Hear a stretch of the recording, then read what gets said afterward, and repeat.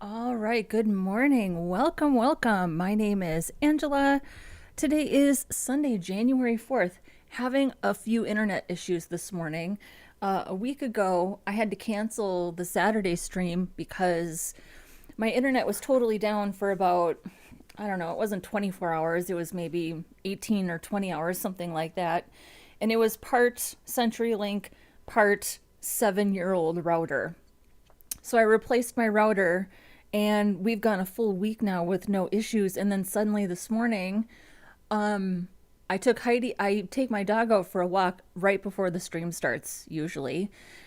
And I came back in and I was like, oh, my internet's down. What's happening? Um, so here we are. We appear to be back up though.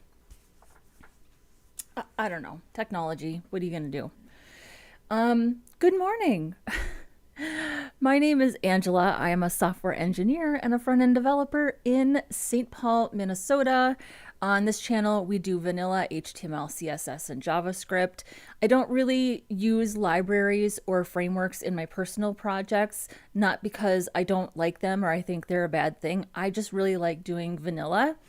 HTML, CSS, JavaScript, those are the things that browsers render natively.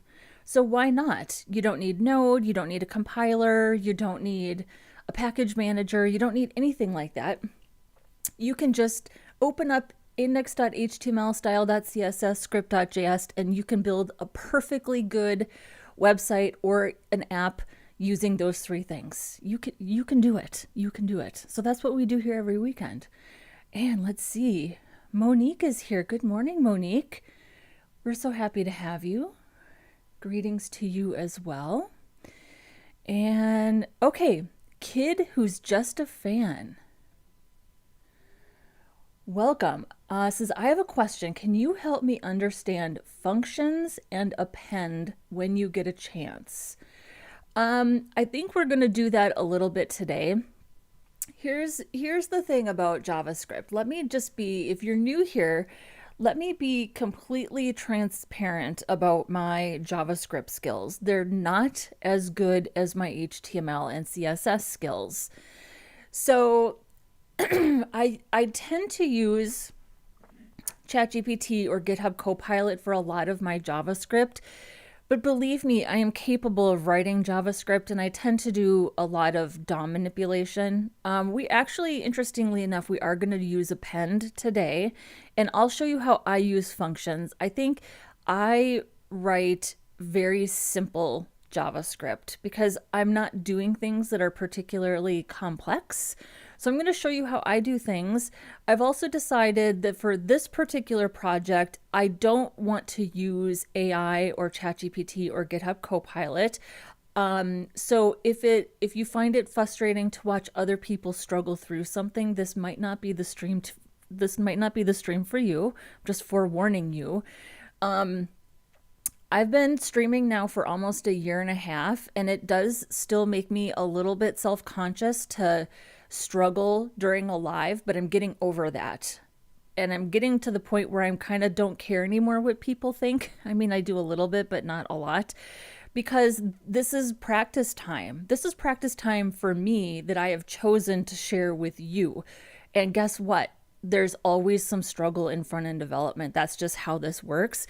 And I do get really good feedback from people that they like seeing things that are not as polished. They like seeing that other people are also struggling through the problem solving. And they also tell me that they like hearing me think out loud about how to solve a problem. So that's what we're here to do. We're real. We are real. The way I see it, we will learn together. I love that. That's such a good attitude. Thank you. And honestly, I appreciate comments like that because comments like that do put me at ease. So, Go Elmo Go is here. Go Elmo, formerly Go Elmo Go, currently Malik Robinson. Malik and Monique are mods in the chat, so we love them. They keep everything fast, fun, and friendly. Malik is loves, what is it, Malik, that you said to me? You've said it a couple of times now, that you've mentioned that we haven't seen a good JavaScript struggle session in a while. So I'm here to deliver that for you today. You know what?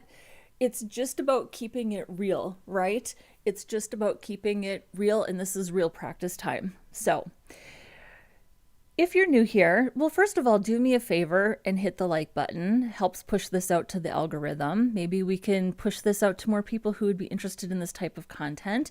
If you haven't yet, please subscribe. The channel is growing at a nice little pace. I'm really pleased with our progress over the last 6 months in particular. And I have big plans for 2026. So the project that we're working on today is called Responsive Video Gallery. So this is something that I actually built, and forgive me if you've already heard this. This is something that I built back in 2013 before I even had a job as a developer. I'm a self-taught developer. I do also have a software engineering degree, but I was many years into my career before I got that degree. And I was already an experienced working front-end developer. Now, that was a great program, and I learned a lot. It was challenging, but I did learn a lot. But really, I'm a self-taught front-end developer, and I was learning back in 2012, which in my opinion is kind of like the heyday. It was the renaissance of front-end development. If you think about like the Renaissance period, I think that 2010 to 2012 was the renaissance for front-end development. And that's when I was learning. And I was only able to learn because of the people who were freely sharing their work online. GitHub, Stack Overflow, blogs like CSS Tricks, A List Apart, the books, A Book Apart, such incredible resources because we didn't have boot camps, we didn't have courses. Tutorials were garbage on YouTube. I avoided YouTube for years, which I kick myself now. Can you imagine if I had started posting videos on YouTube back in 2013, 2014, when I was doing things like this? Can you even imagine? I would probably have 1 million subscribers right now. But it is not productive to think about things like that, because if that had happened, I wouldn't have gotten all the professional experience that I currently have. And I am so incredibly grateful for that, because I've had a lot of jobs. I've worked at agencies, organizations, I've done freelancing, contracting, you name it, I've pretty much done it. And I'm very grateful for that experience. Anyways, Angela, stay on topic. I built this before I even had a job as a front-end developer, because I was very much aware of the fact that I was able to learn front end because of the open source work that other people were sharing. And I, at the time, was obsessed with video galleries, and I was learning responsive design. And I was also really obsessed with this composer named Fazıl Say. He's a Turkish concert pianist and composer. And in 2011, I went to Turkey and I met him, and I saw him perform at something called the Antalya Piano Festival, and it was a wonderful experience. And I met his team and I met him, and it was just a lot of fun. And I wanted to make a video gallery featuring his videos, but also I just wanted to like show the world that I could contribute to front-end development, because I didn't see anybody else doing this. But I saw other people doing things like responsive navigation and like little apps, web apps, responsive sliders, things like that. So this was my contribution. It's really old. It was, I published it in, it was the winter, it was like December 2013. So it's 12 years old. It's not the worst thing in the world, but we're going to update it. It's going to be responsive. We have a new, fresh design. Let's, hang on. Let's close this. And I think we're going to get this wrapped up here in the next day or so. Oh, you know what? I'm looking at, this is the staging link. This is the GitHub page. So let's open this.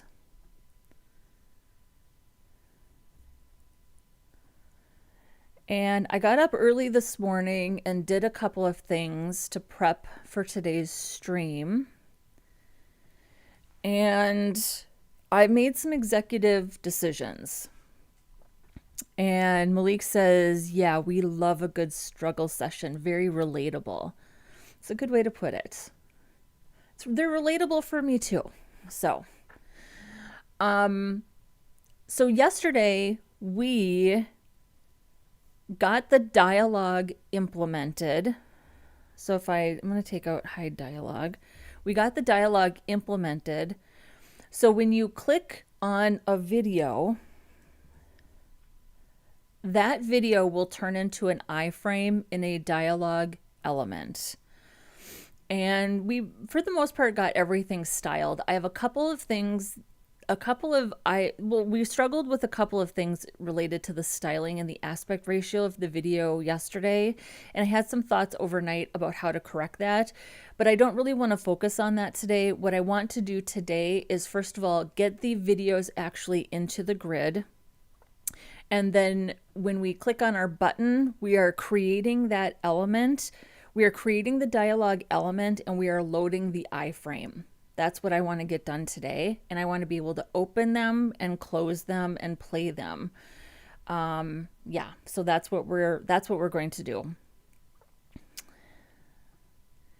And Jonathan is here. He says, I'm looking forward to learning with you on how to solve a problem without actually the help of AI. Instead, we use documentation to solve it.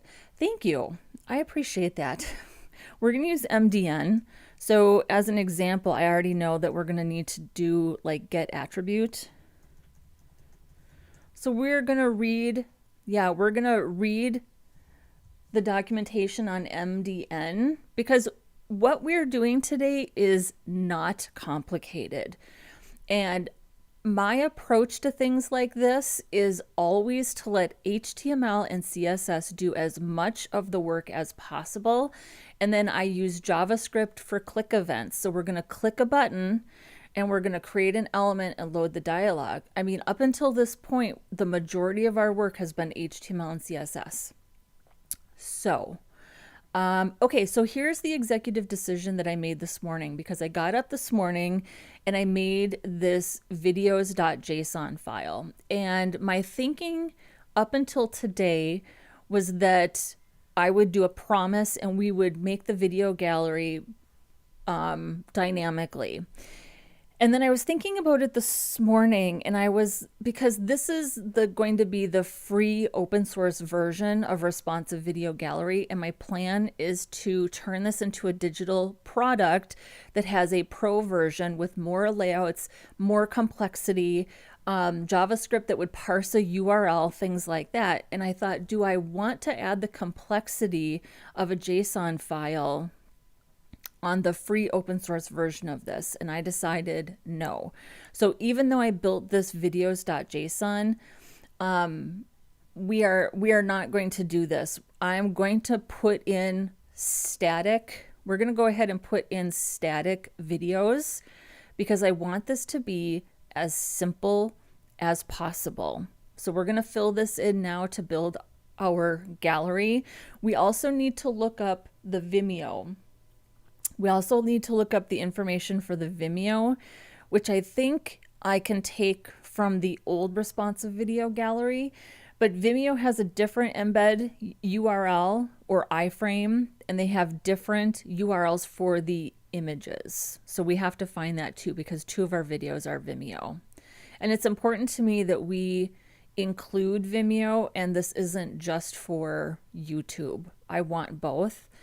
But yeah, I decided that I'm going to remove a layer of complexity. I'm going to remove a layer of complexity for the free open source version of this project. And we are just going to make the video gallery static. That way it's super easy for somebody who wants to come and use this to just copy and paste and put their own videos in. And if a developer with more experience decides to use this, they can do that part themselves if they want to. So that's my executive decision. Okay.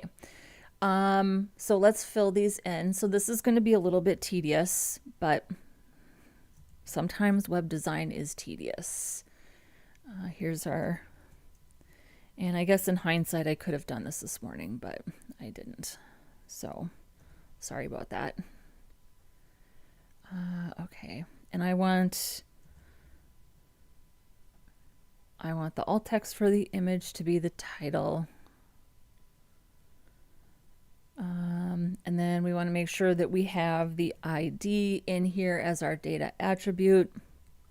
And then the data type is YouTube. And there we go. So that's how that's going to look.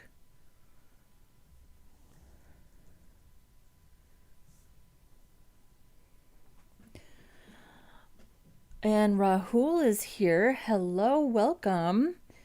And this is an interesting comment. I tried vibe coding and man, it was so bad. I hate it now. I use auto prediction though. It makes coding a bit faster. Interesting. Yeah, vibe coding looks a little crazy to me.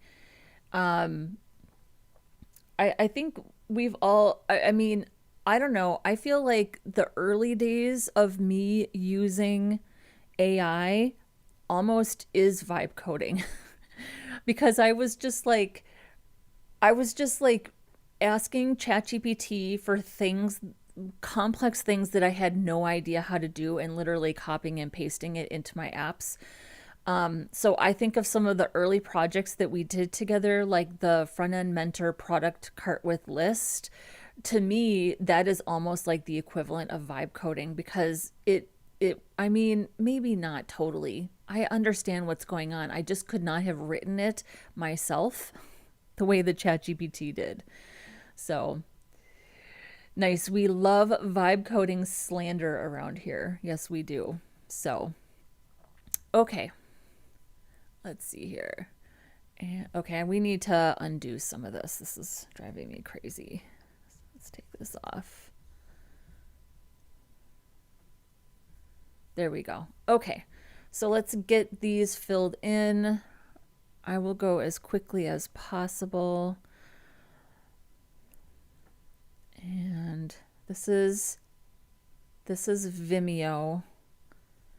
So I'll fill this in and then we're going to have to go and get, oh, and this doesn't have, so this is data attribute, data type. Okay. Data attribute, data type, Vimeo.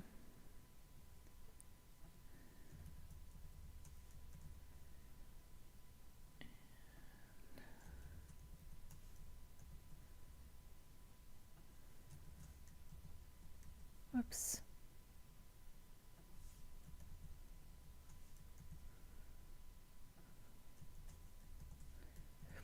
And then let's look at the original responsive video gallery, which has, well, let's look at the repository.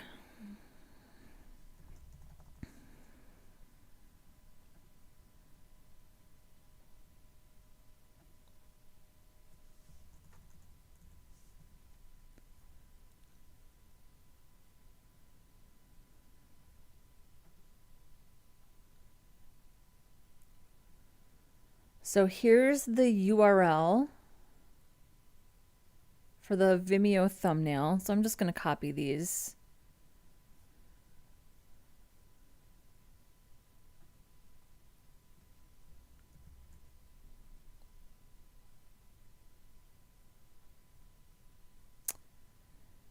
Okay.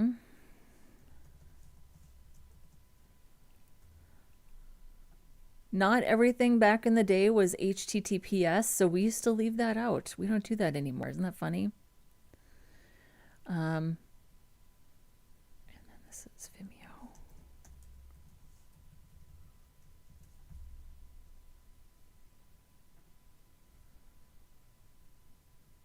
Oh, hang on, this is the wrong one. I grabbed the wrong one. this one right here.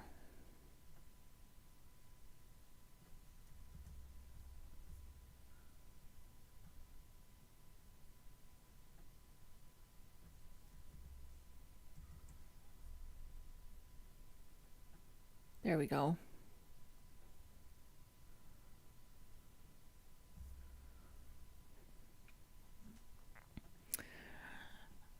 Well, you're in luck. Today is the JavaScript part. And Kid, who's just a fan, says, I have a low attention span, so what I do is drink 2 cans of Celsius to keep my focus up. I've got coffee, so I've got coffee.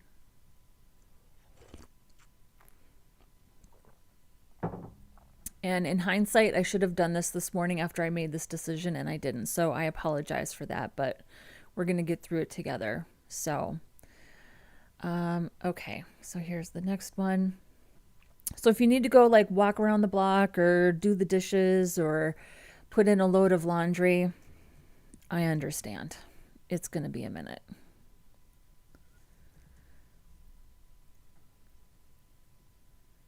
There's the image.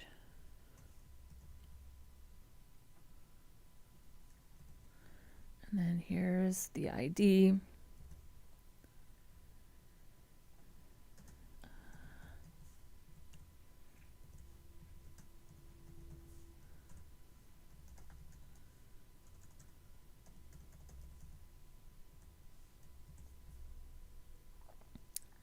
All right, there we go.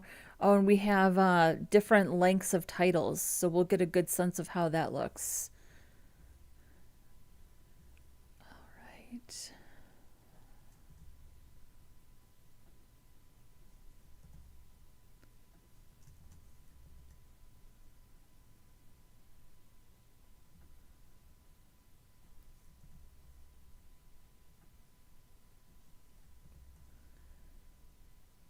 This is a data attribute.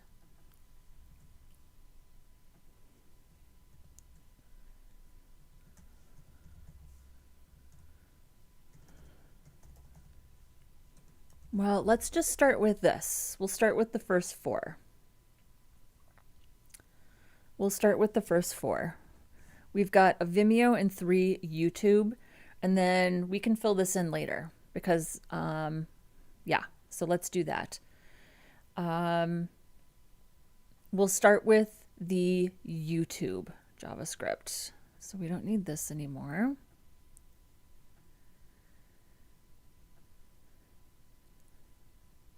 Well, actually, let's do this. So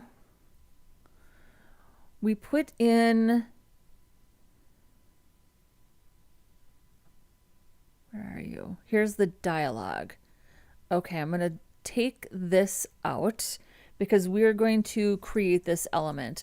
That's the other thing is we don't want to ask somebody to put in an empty div. If this was my project, my personal project, I would leave that in. I would not create that element with JavaScript, but in this situation, I am going to create it.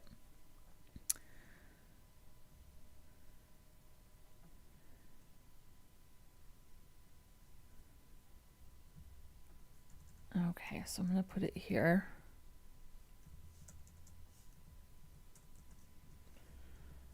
So here's the element that we're creating. So I'm going to say function create dialog. And I think the first thing that we want to do is mdn.js create element. Document create element method. Okay, so we just do document create element. Show me an example.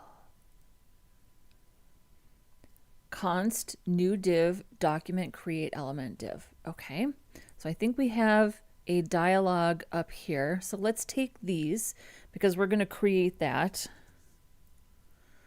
Put this here.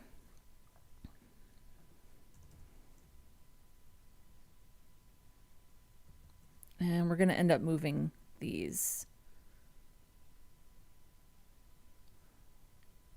Okay, so dialog, document, create element,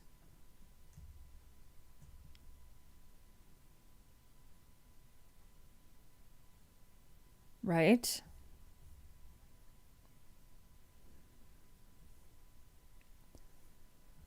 Add element, const, new div, document, create element, div. Okay, we don't need that. So I'm going to put this here. And then we want to append it. We're going to append the child to the thing. So the thing is the grid, right? We want it after the grid wrap. So I think we might want to give this another class. We'll give this another class called grid, which this would be better for our CSS anyways. If we called this grid, it's going to make it a little more,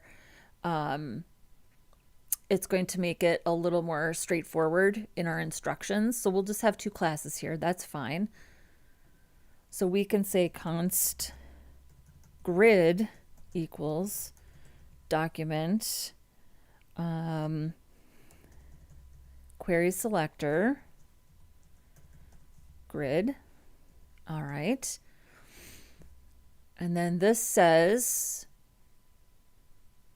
dialog append child new content. So this would be dialog append child to the grid.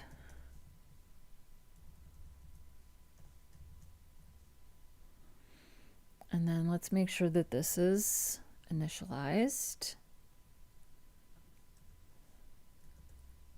So we're just doing one thing at a time.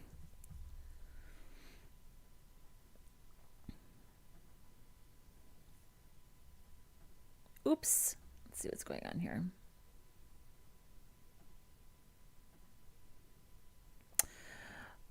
Oh, what did I do?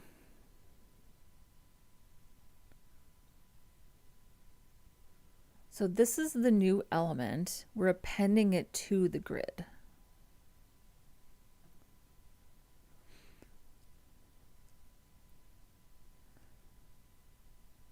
Add the text node to the newly created div. No, hang on.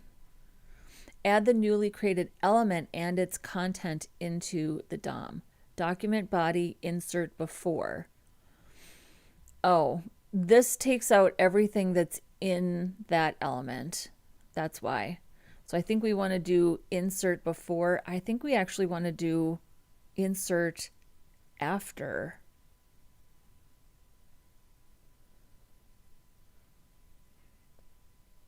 Because I think this removes everything inside that div.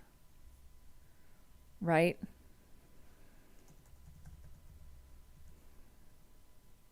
Insert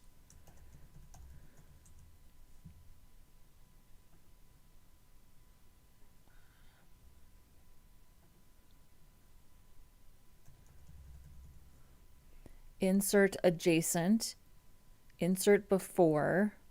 I don't think there's an insert after. What about just plain old append? Yeah.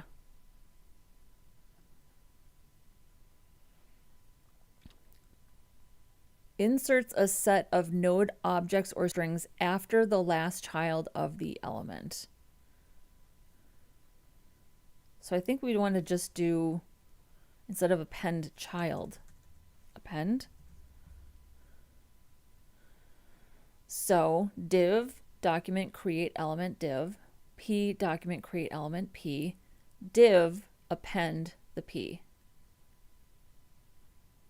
So I think this would be grid append the dialog.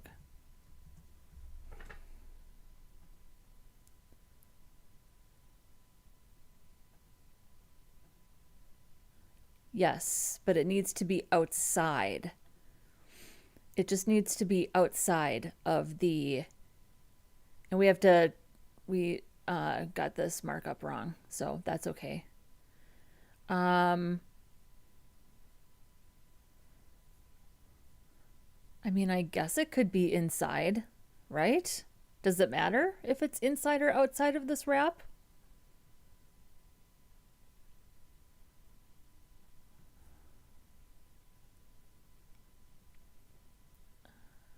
So we want this to be dialog, and then we want dialog class list add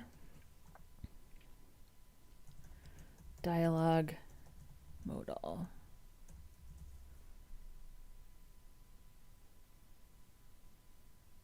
Yeah, it can be inside, right?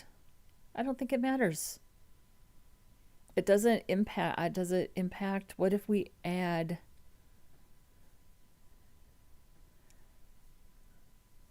if you add more items to the grid? So let's say you add one more item to the grid.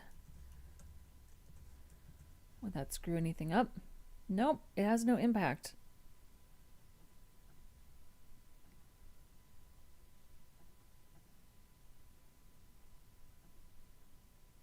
Because right here, display none because it's not open. So that really works in our favor. Okay, I'm down with that. It can be inside the wrap. It literally doesn't matter. It literally doesn't matter. So, okay, cool. So we created our dialog, we gave it a class, we appended it to the grid. It didn't screw up anything happening inside of the grid. Now we'll carry on. What's the next thing that we want to do? I think the next thing that we want to do is, so we created our dialog. Let's do another function. So I think the next function is get ID. That's what I think the next function is. We want to get the ID of the data attribute.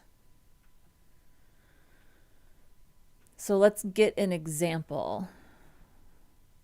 Let's get an example article so we know what we're dealing with.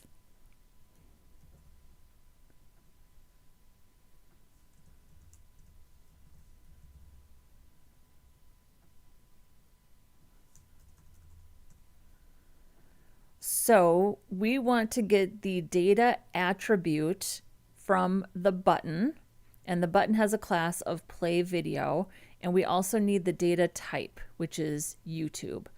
So let's get the ID. So we'll do const button equals document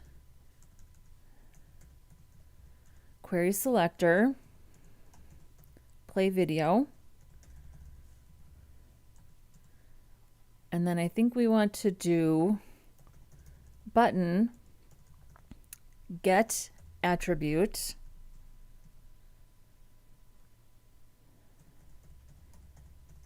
data attribute. Okay, I'm going to look up get attribute in MDN to see how to use that. Oh, which we already did. The name of the attribute whose value you want to get.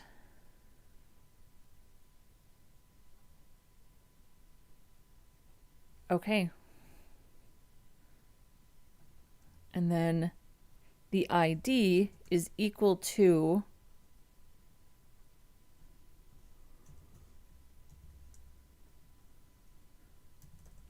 const ID is equal to the button get attribute. And then let's console log this just to make sure I'm doing it right. Console log the ID.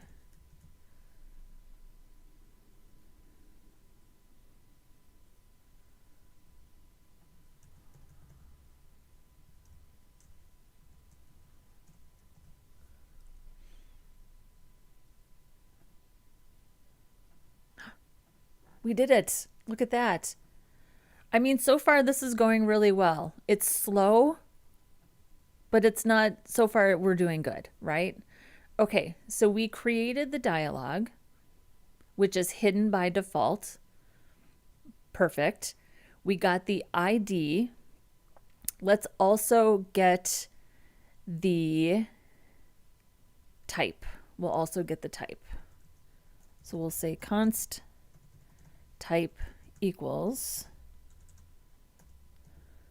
document query selector. Oh, well, I guess we already have, hang on, we already have that. So this would actually just be const type button get attribute data type. And that's the type. So we could probably put that right there. So let's log the ID and the type. There we go. Beautiful. So now we know what kind of video it is and we know what the ID is.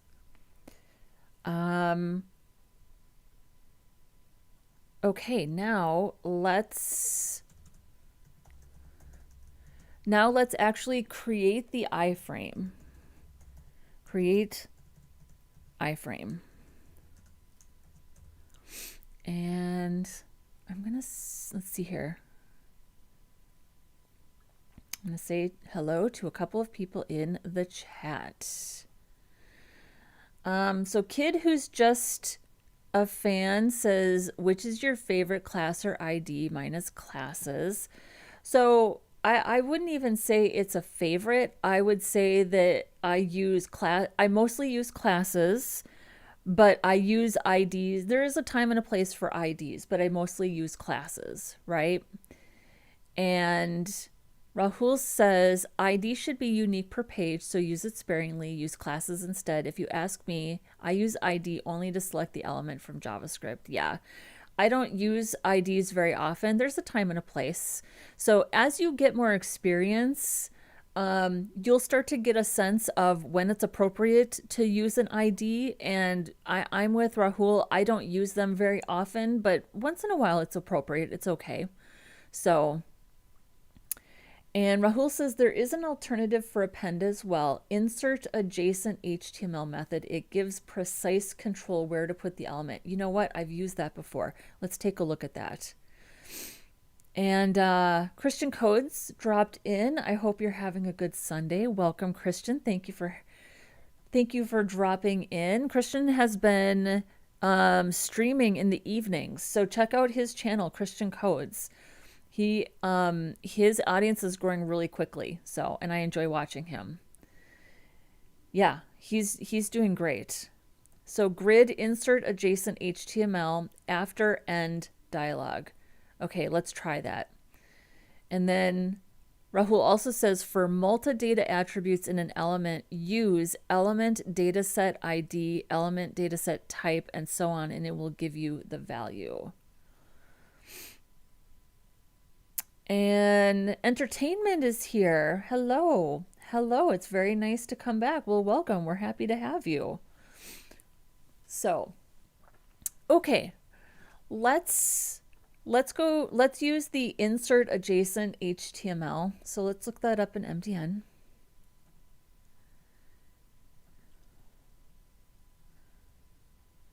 Insert adjacent HTML. I have used this before.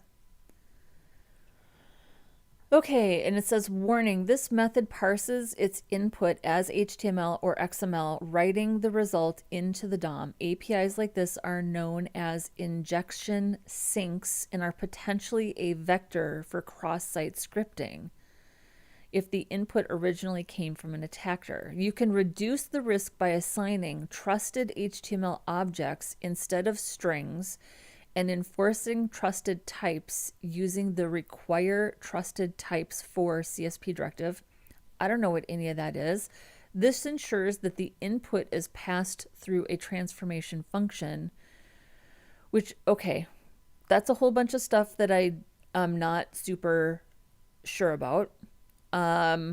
I'm choosing not to worry about it. So we're going to do insert adjacent HTML position and input. So position would be grid, and then input would be the new thing that we created.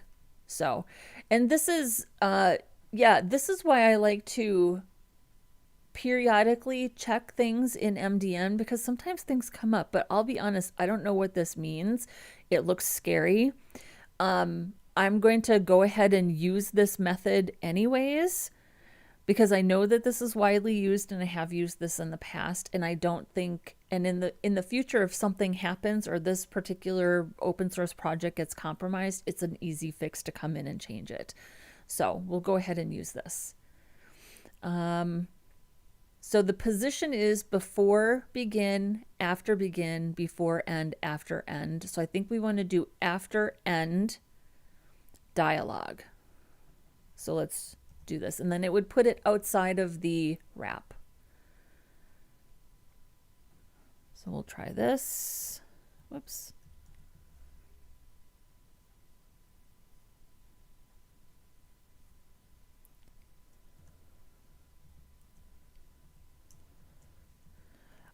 What did I say? After end grid. Whoops. Grid dialog.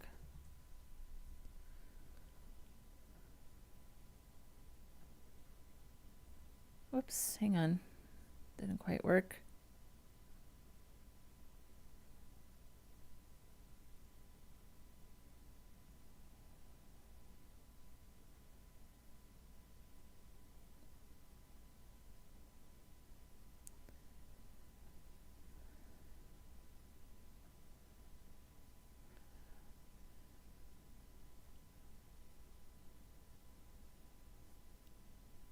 And Rahul is saying, try insert adjacent element.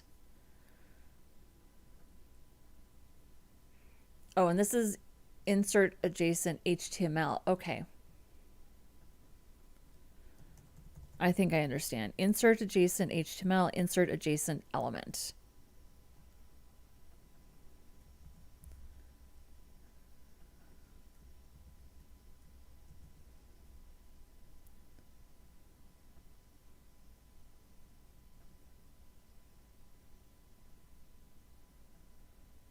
There we go. Perfect.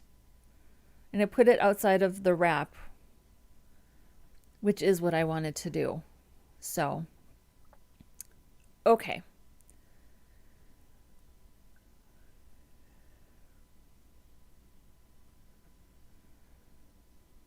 So Jonathan is saying 80 to 90% of JavaScript targeting and manipulation of elements. In my opinion, yes, for what I use it for. I am mostly doing DOM manipulation.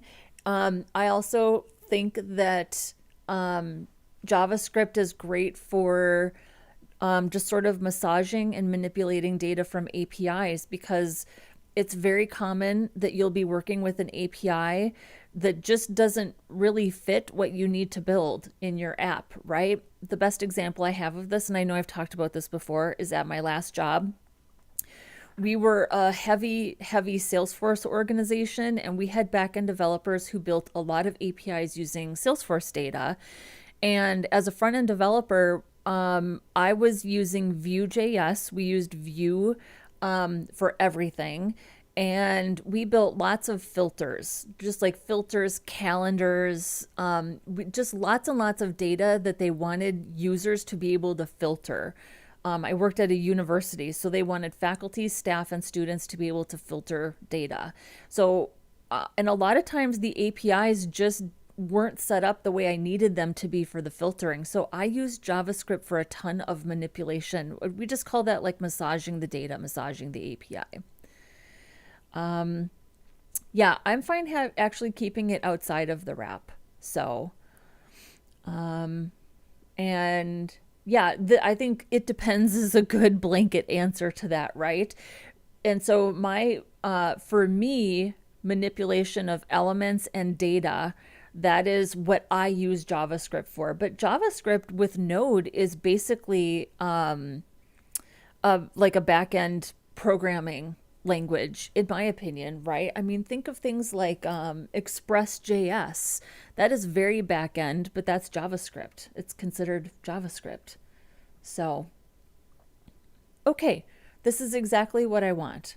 So, and then what else did Rahul say here? For multiple data attributes in an element, use element dataset ID, element dataset type, and so on, and it will give you the value.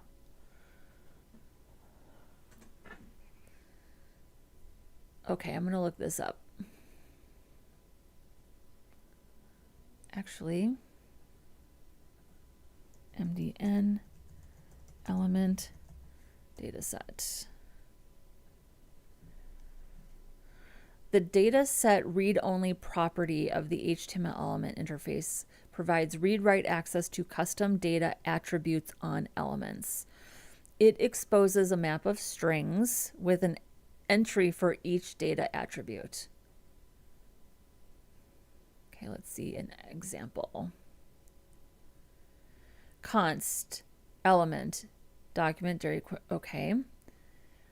Element ID, element dataset ID, element dataset user. Oh, nice. Set a data attribute. So this is just getting it. Oh, nice. Okay.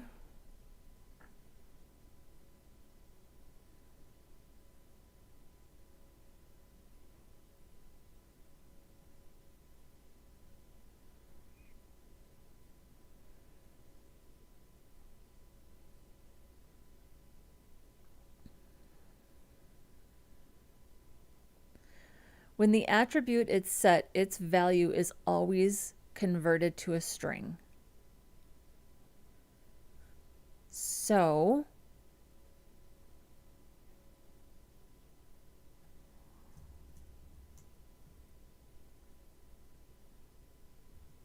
I think that means then that we could console log button dataset. No.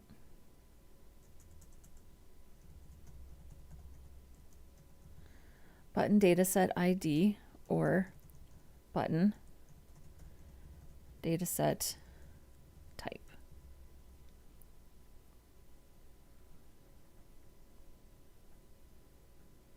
Okay, so that says undefined, but that says YouTube.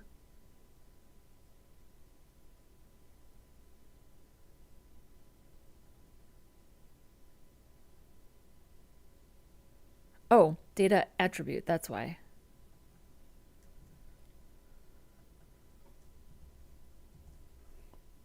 Okay, perfect. Well, that works really well. Then we don't have to have these. Thank you, Rahul. Okay, so we inserted the adjacent element after the wrap. Here we're getting our ID and our type. So that's perfect. So we could probably, so all we have to do if we need either of these is just say button dataset attribute or button dataset type. Not sure yet how we're going to do that, but let's go ahead and create the iframe.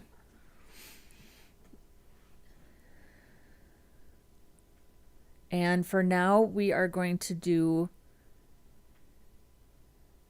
this. So here's the dialog, here's the button, and here's the iframe.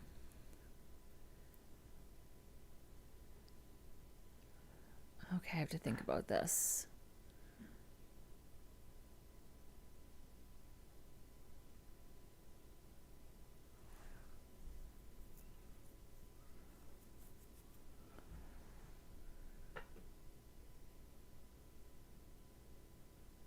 Kind of thinking about just doing this all in one spot.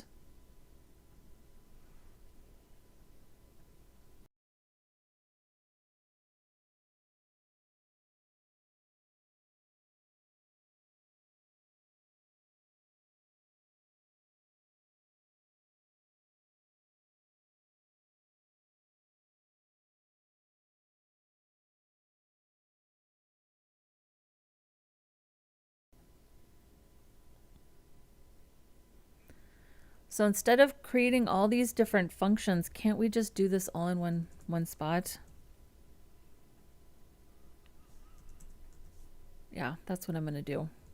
So it's all here.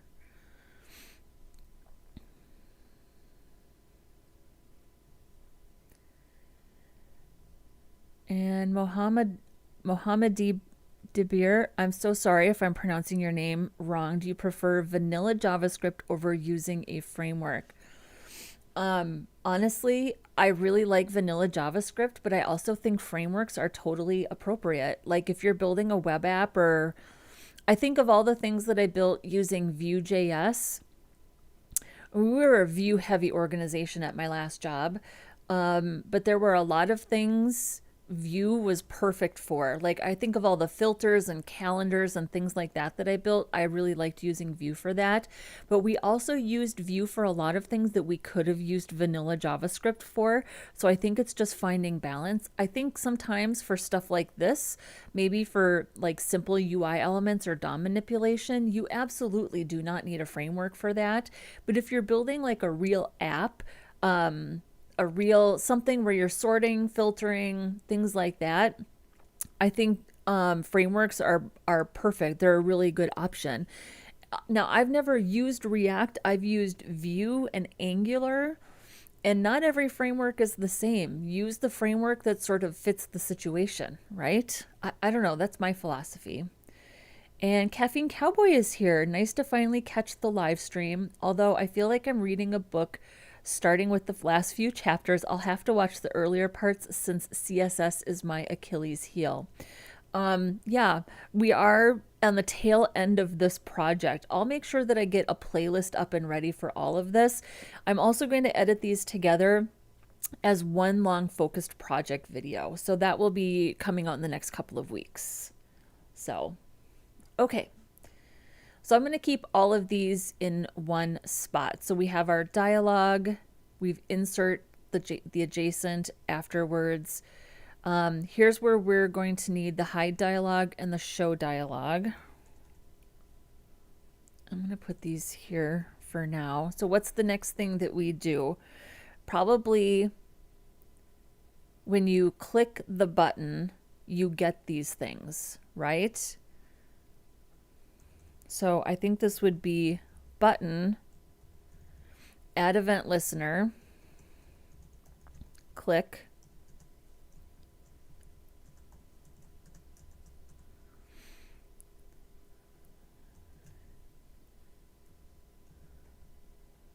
so let's make sure that that works. So we can console log that. Get ID is not defined. I'll take these out.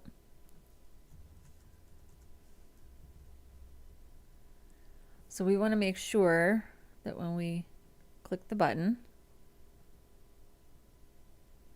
and we're probably going to have to loop through those things, right? So we want to get an array of all of the, we want an array of all of the videos. So let's do that. So we'll say videos.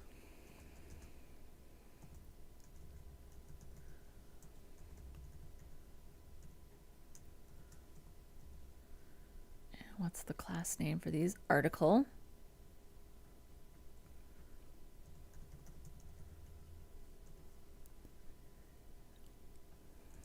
So I think we would say videos for each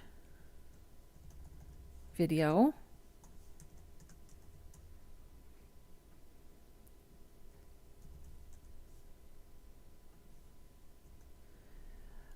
We would probably want to get the individual, we would want to get the individual buttons. Oh, stop.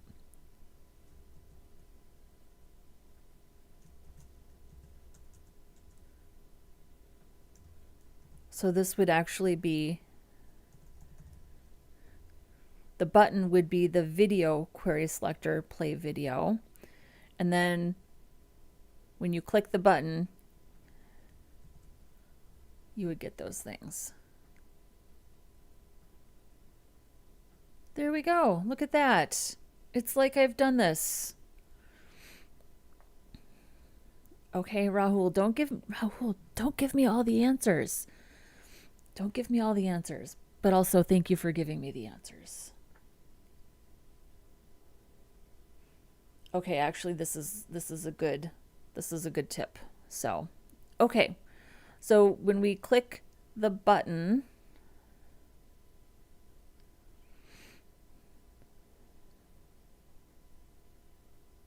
I'm looking at this. Event, current target, dataset ID. Got it. Okay, that makes sense. So I'm just going to do E.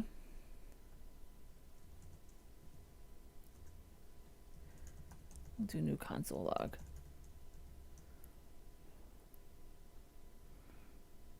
Well, actually, we'll do this. Const ID. And this is the event, current target,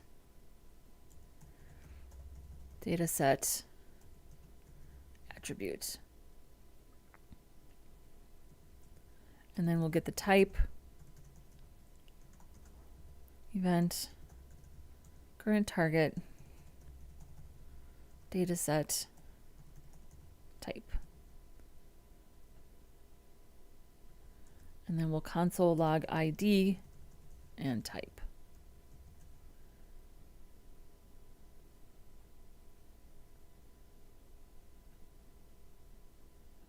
Beautiful.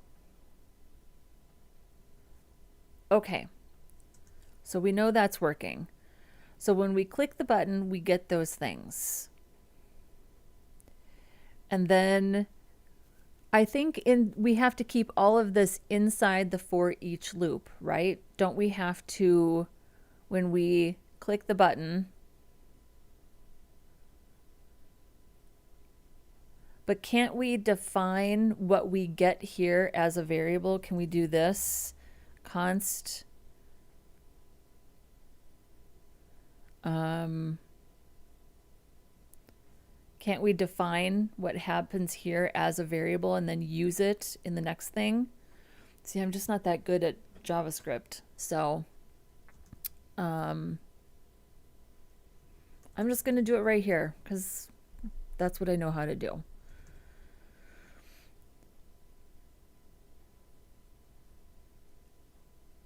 So then in the dialog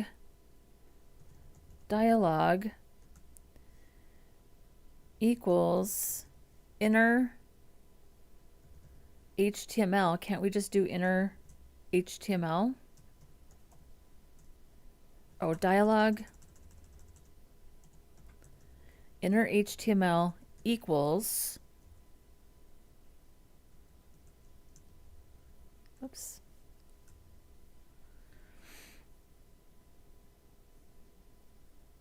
And then can't I just put this stuff in there? Right?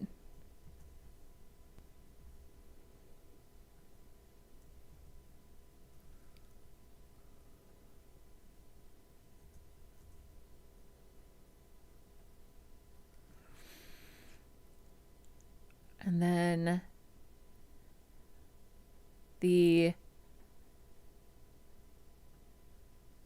this would be the ID. So this would be the ID. And then, oh, we're also going to need the title. So when we click the button, we're also going to get the title. Okay, hang on. We'll get that.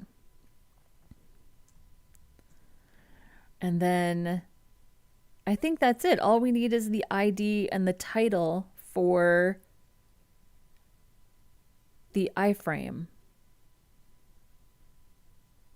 And we don't need anything else. Okay, so let's make sure this is going better than I thought it would.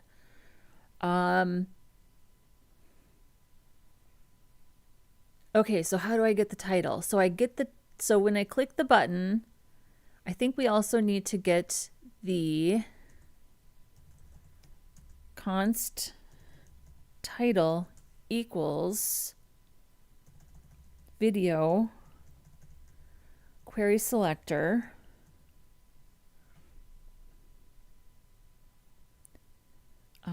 video title.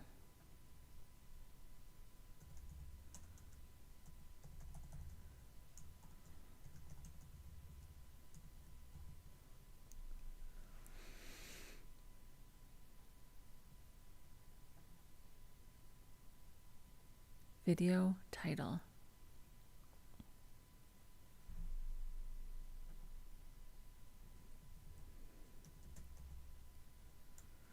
Let's make sure we can console log this.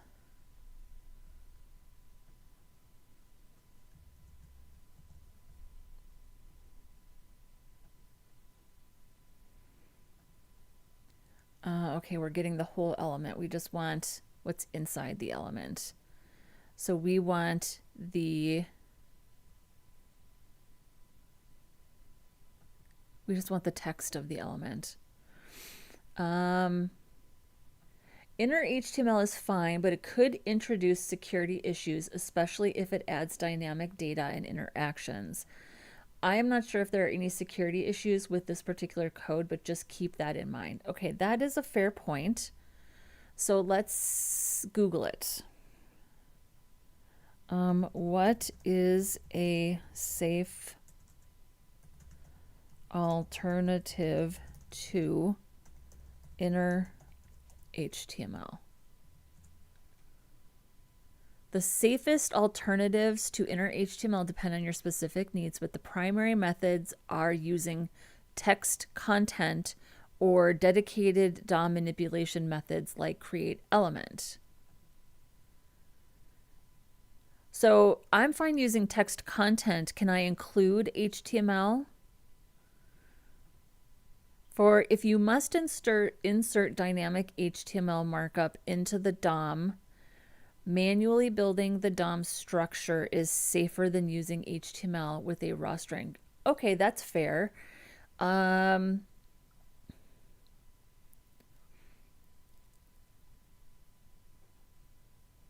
So that means that I have to create these things and add these elements.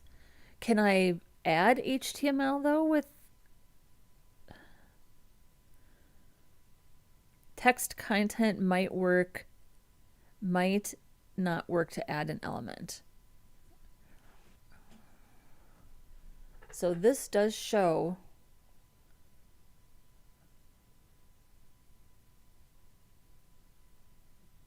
well, let's just try it and see what happens.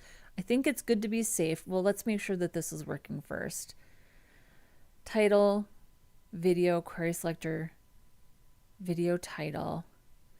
I don't want the whole element though. I just want the text. How do I just get the content of an element? MDN. How do I use JavaScript to get the content of an element?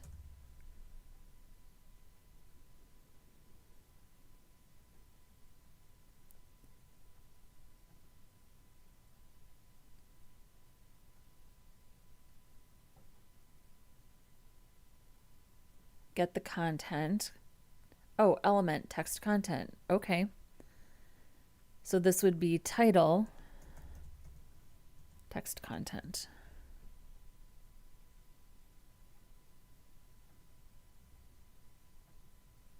There we go. Excellent.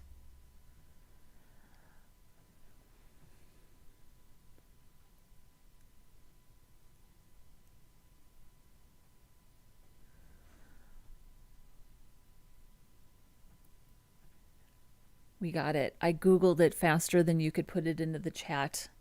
I get the 20-second advantage of the stream delay. So yeah, I don't think that text content is going to work for this. Let's try it though. Let's just see what happens. Let's just confirm that it doesn't work. And then we can go ahead and build these elements. Yeah, it doesn't work. Well,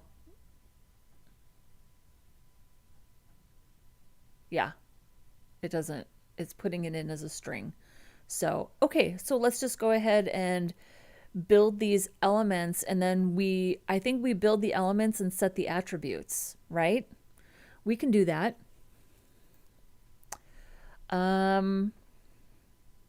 Yeah.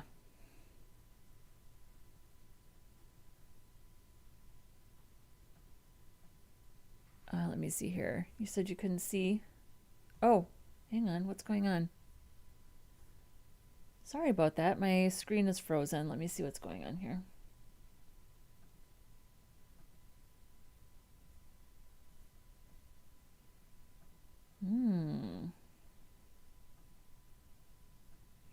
One moment.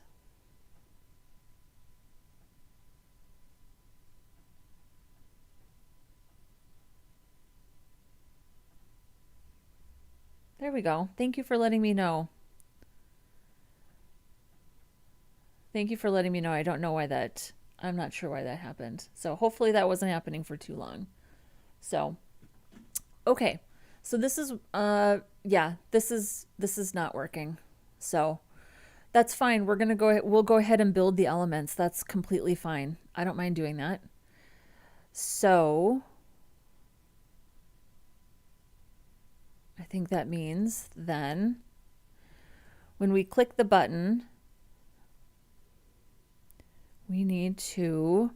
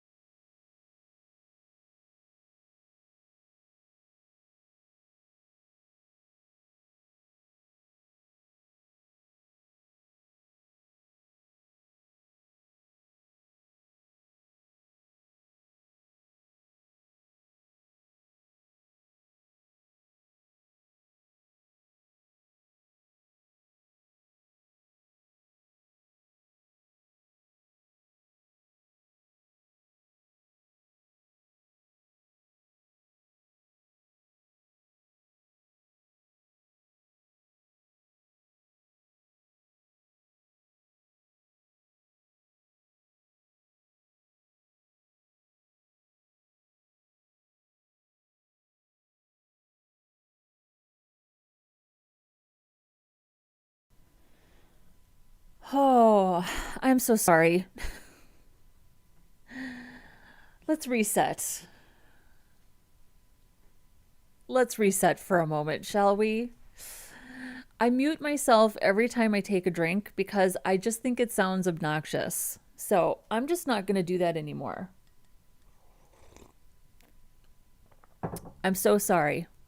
Okay. Yeah, I think we're good.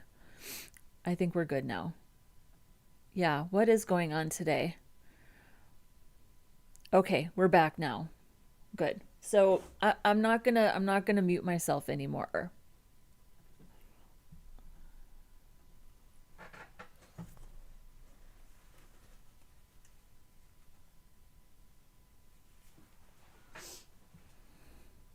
Okay. Let's run it back from the restart of the whole stream. I don't think we need to go to those lengths. I think we're actually doing okay. Even better, restart the entire project. Do we need to restart the entire project? We're having a JavaScript struggle session. This is the nature of the beast, that things get a little chaotic sometimes. And I think that we're actually doing great. If you think that this is bad, you have no idea the struggle sessions that I've had in my decade plus as a front-end developer. I honestly don't think this is that bad at all.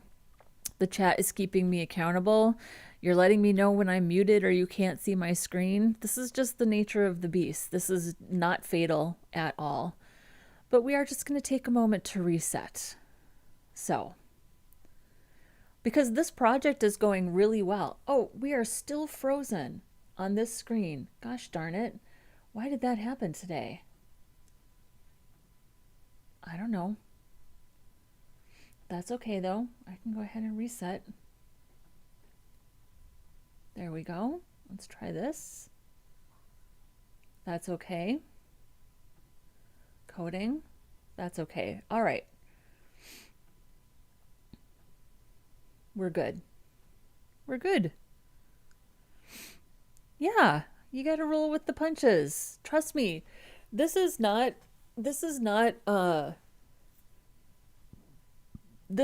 fatal at all. I've been in some incredibly tense situations. I've brought let me think about this. I want to say once, possibly twice, I brought down the main website for the University of St. Thomas. So if you're new here, the last job that I had for 7 years, I was the manager of front-end development for the University of St. Thomas, which is a large university. It's a private university here in St. Paul, Minneapolis, Minnesota. And I made a mistake one day in the CMS and I deleted the entire site. And it's a huge site, so it took a long time. But it was like 6 o'clock at night and I got a phone call from one of the associate VPs of the marketing department. Her name was Amanda. She was actually a really nice woman. I got along with her really well. And she was like, the website's down. And the CMS, because I had done this thing without thinking, without checking something, was just systematically deleting all of the pages. So I finally got the CMS to stop the deletion, and then I republished the site. And it wasn't that I deleted a database, because the CMS would rebuild those pages and deploy them to an AWS bucket. That was how that CMS worked. I just had to get the CMS to stop the deletion and then start redeploying. And in a couple of hours, everything was back up. So it wasn't fatal at all. But I, of course, was horrified. So I've been in some terrible, tense, really stressful situations with client sites, working at agencies. This is nothing compared to that. It can be a little stressful to be in a live stream doing this, but this is like all fun and practice, right? This is like me inviting you along to hang out with me. So I think it's going fine. We're just having technical issues, right? Yeah, this is how people code. It takes time. Yeah, we're just joking since she said she needs a reset. So I love it. You guys are incredibly kind to me. That's why this is, you make it easy for me to come and do this every weekend. So, okay, we took a reset and I am not going to mute myself today, even though I hate like drinking and blowing my nose with the microphone on, but it's fine. So, okay, that's our reset. Okay, so we're going to create the element button, and then we are going to close button, add, or class list add, and we want to add the class close dialog right here. And then what do we want to do? We want to close button.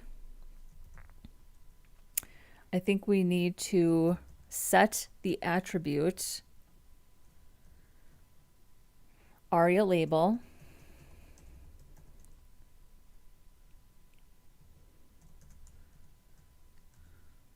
and close video. So there is our button. So what's the next thing that we need to create? Next we need to, well, how do you add an SVG? Do we have to do inner HTML to add an SVG to a create element? I'm gonna Google this. Can I, how do I add an SVG to an element I created with JavaScript. You can add an SVG to an element created with JavaScript by manipulating the element's inner HTML. So we do have to use inner HTML. Oh, define the SVG as a string. Set the inner HTML of the container. Note this method is quick, but it can be vulnerable. Okay. Using document create element NS. This method is safer and more flexible for creating dynamic interactive SVGs. It uses the document create element NS method, which is necessary because SVG elements belong to a different namespace than standard HTML elements. So define the SVG namespace, create the main SVG element, set the attributes. Holy shit, we have to do all of this.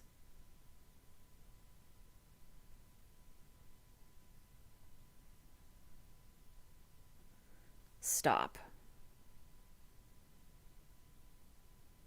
Well, what does our SVG really have here?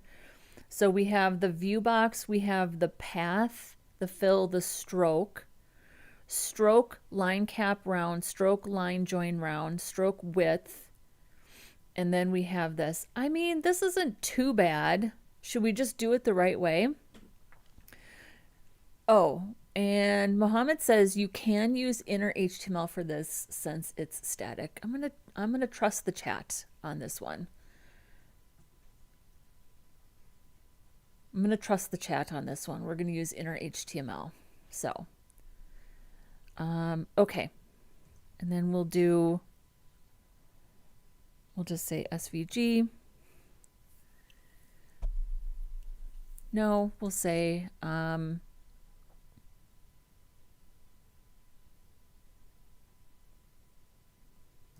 so for this, I am going to say close button. Append, because we know it's just going to stick it right in there.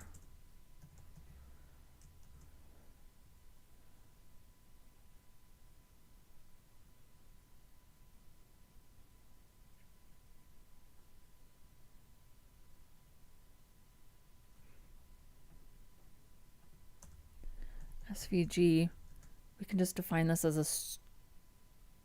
string. Wait a second. SVG. No, close button inner HTML.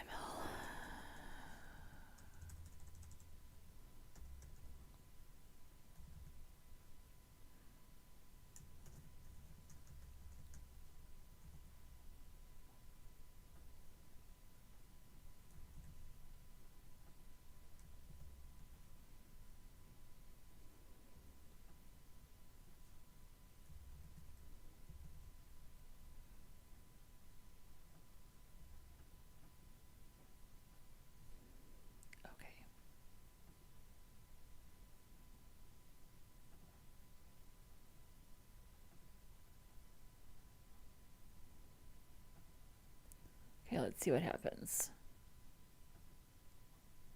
Oops.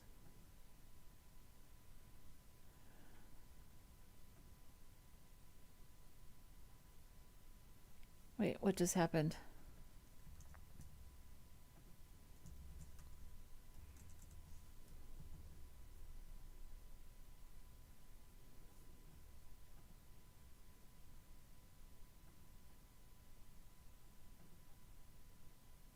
Create element is not defined.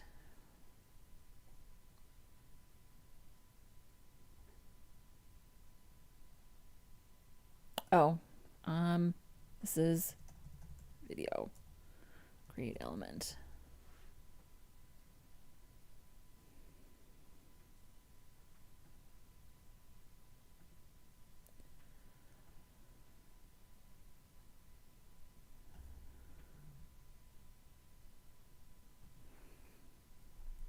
Oh, we didn't place this anywhere, did we?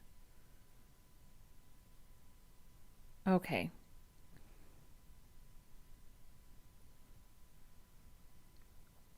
So we have to put it someplace. So we create the element, we add the class, we set the attribute, and then we have to actually put the button someplace, just like we did up here.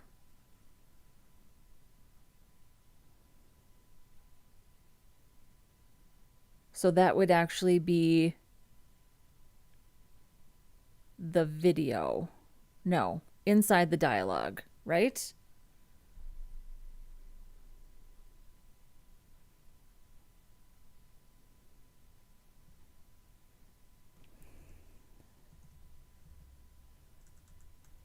So this is putting the dialog inside the grid. Now we're putting the video, the button, inside the dialog.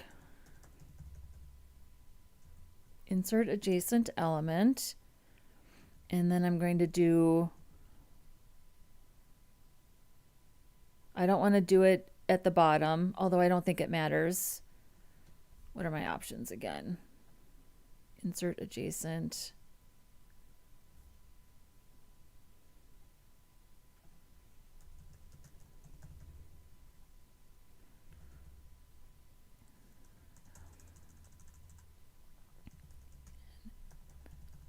Insert adjacent element. We want to do it before, hang on, after begin. We're going to do it after begin and close button.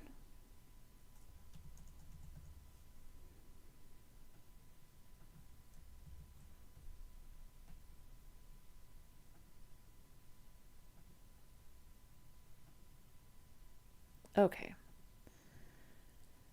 Video create element is not a function.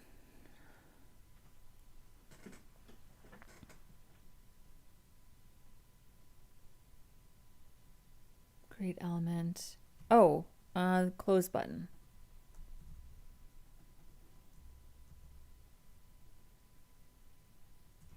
No, it's just not a string. It's just a button.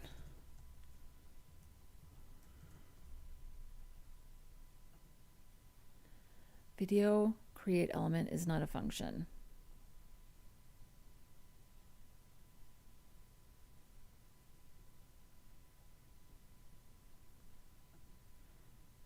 Yeah, that was right. We're creating a button. Video.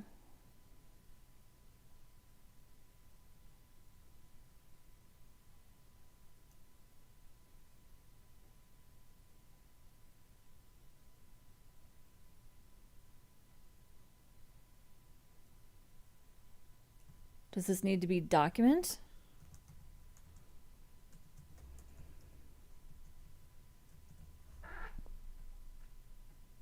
There we go. We're getting there.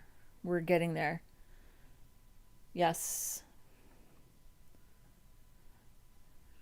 I'm purposely not looking at the chat because I'm trying to solve it, but I still appreciate you helping me. So, okay, we're getting there. So, on click, we have made our button with our SVG. What's the next thing? Okay, I'm going to cross these out as we do it. So next is the iframe. All right.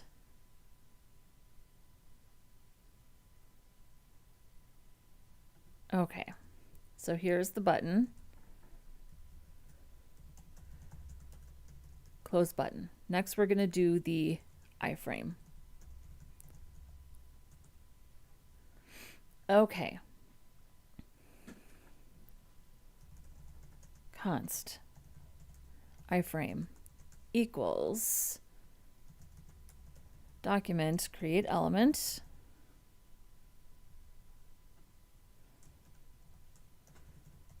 iframe, and the iframe does not have a class, so we don't need to add a class.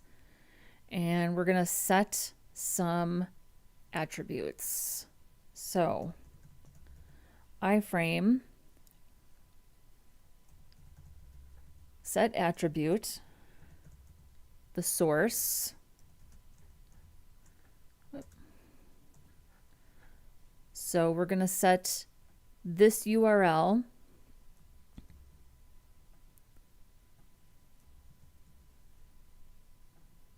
and can we put this in backticks? And we want to get the ID, which didn't we already get that? Oh, right here. So we'll put these on top.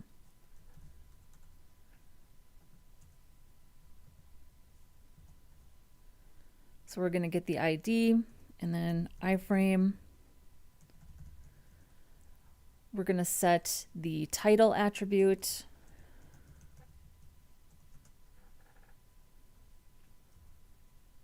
I think we can just do title, right?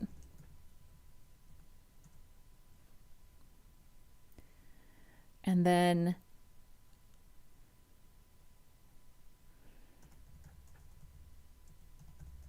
set attribute, frame border,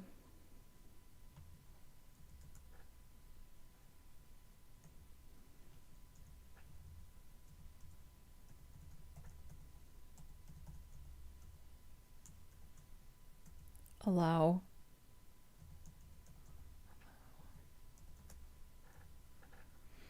can we put all of these things in? It's just a string, right?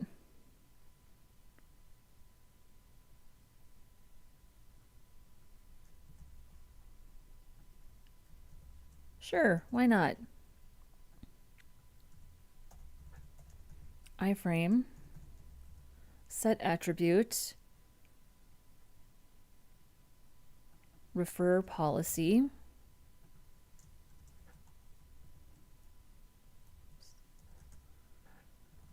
strict origin when cross origin, a string, and then allow for full screen. Iframe, set attribute, allow full screen. And this doesn't have a value, so I'm just going to put that in. Hopefully that works. Okay, let's take this out. What do we think? So we're getting our ID and our title. Those are the only unique values that we need. We're going to use type when we are distinguishing between Vimeo and YouTube. So let's see if this works. And of course, it's not going to pop up because I haven't done show modal yet. Oh, and I haven't actually put this anyplace yet. So here's our iframe. Now we have to do, can we do this? Can we do more than one value for insert adjacent element?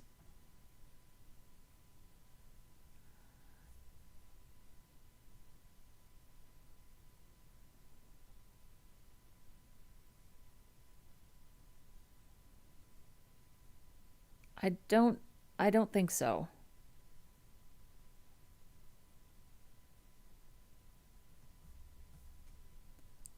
So we'll just do this.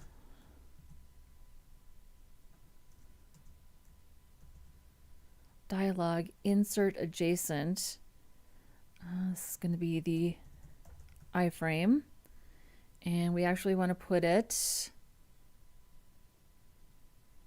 before the end.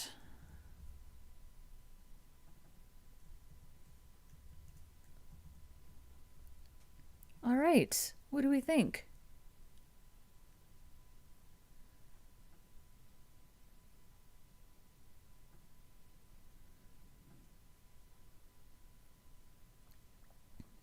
Failed to execute set attribute on element, 2 arguments required. Okay.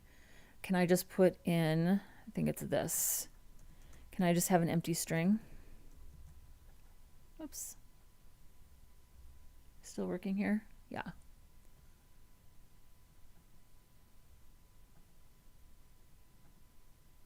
Look at that. Okay, so now we need to open the modal at the same time. So when we click this button, we need to do all of this, and then we want to go ahead and dialog show modal, and then we want to add this. I'm going to get rid of this.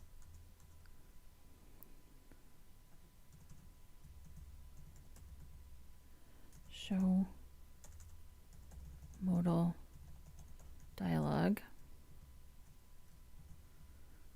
And then we can take, we don't need that.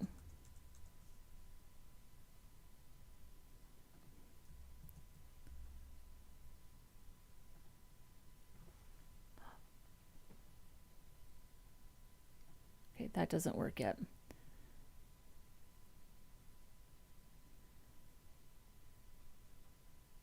I think that will work for, I think that'll just work for everything, right? And Rahul is saying for line 67, title, text, content, question mark.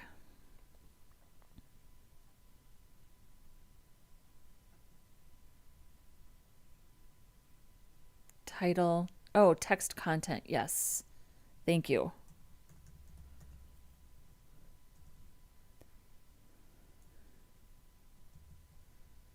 I suppose I could just make a variable, but I think that works too.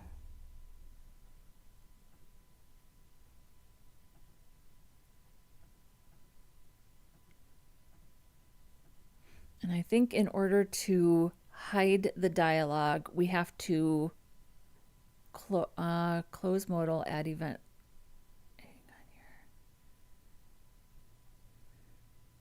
Close button.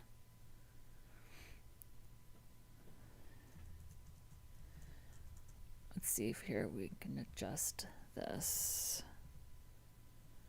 Close modal, close dialog. Is that?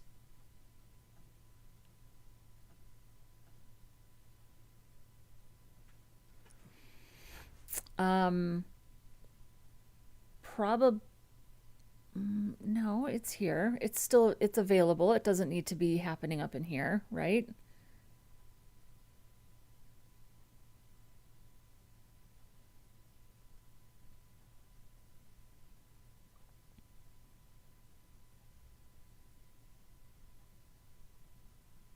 Oh, what's happening here? Dialog is not defined. Oh, fair. That is fair. Dialog is not defined.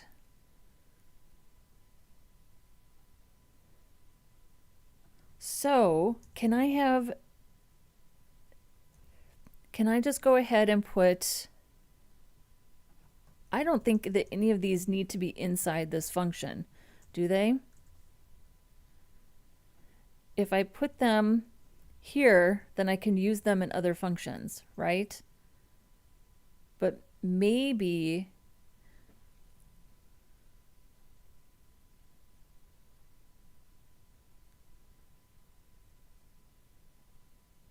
what's the best practice? To just leave these loosey-goosey outside of a function?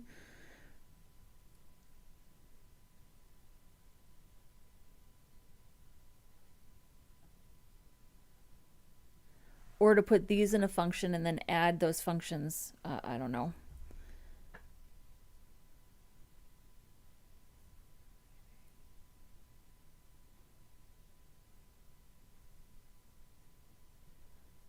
Or to leave these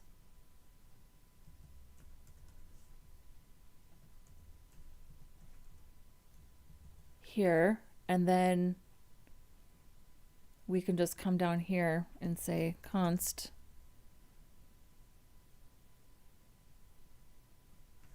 I don't think I can define it twice though, can I?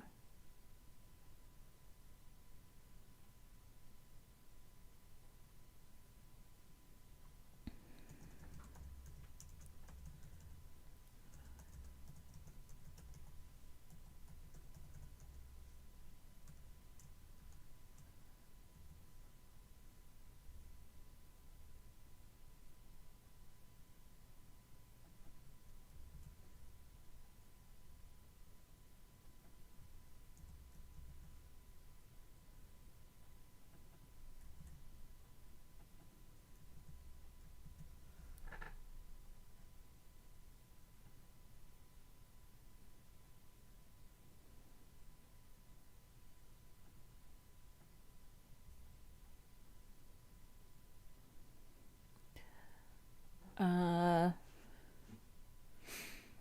yeah, I feel like I'm having some scoping issues as well.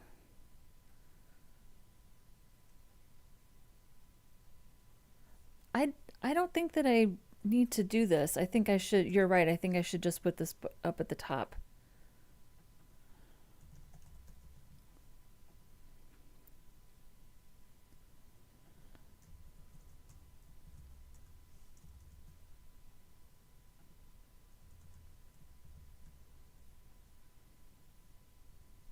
We're figuring it out.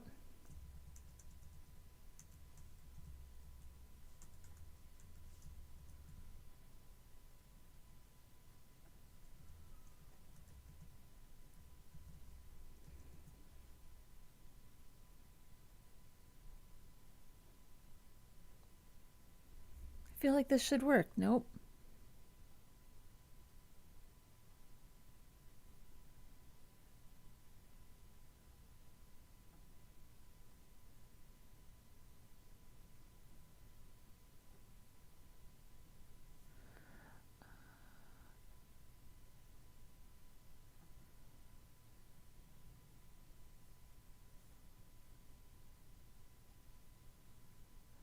Oh, because I haven't created it yet. That's why that's not working. So this does need to be down here.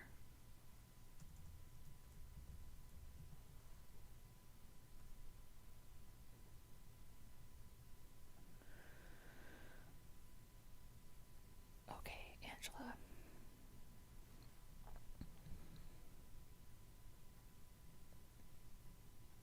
Rahul says he can see the issue. It'll be long. I don't know if it's a long issue or if it's just gonna, if he thinks it's gonna take me a long time to figure it out. I'm gonna figure it out. This is part of the struggle. This is part of learning how to do these things.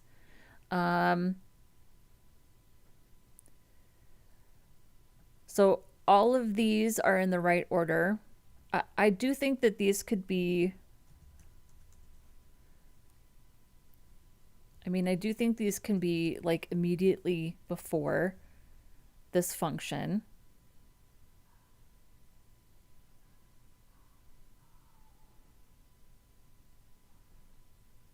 So we've gotten our videos array. We created the dialog element. We added a class to the dialog element. We defined the grid. Put that right there. So we have it in order. So we've got our grid, our videos, our dialog. And then we inserted our dialog after the grid. So that's all good. Then we're looping through the videos. When we click on a button, we're creating our close button. We're creating the iframe with all of the attributes. And then we're showing the modal and adding the dialog to the body. So that's all good. Then I need to hide the dialog when I click that button, which I really feel like needs to be separate. And I don't think that I need to loop through anything because there's only one dialog at any given time. So I don't need to loop through all the videos. There's only one close button on the page.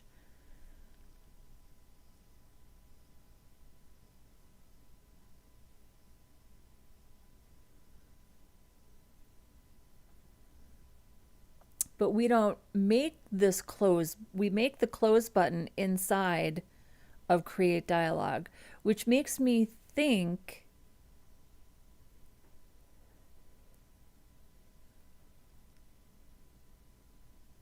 okay. I have to think about this. I can't access this because it's inside this for each loop.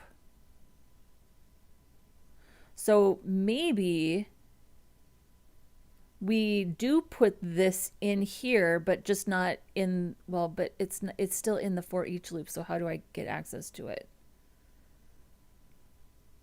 So this is the scoping part of JavaScript that trips me up. How do I get access to that button outside of the for each loop? Does it matter? Do I close the button inside of this for each loop?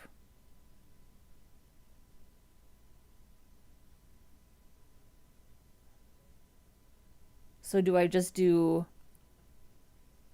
this?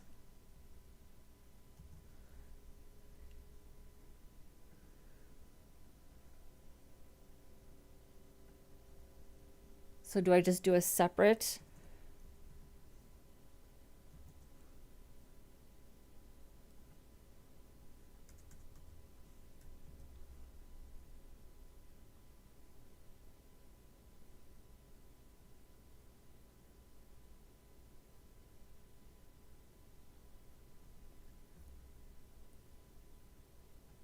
Oh, see, it doesn't like this.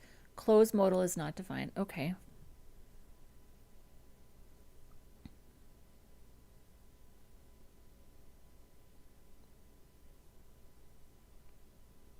So it would really be close button.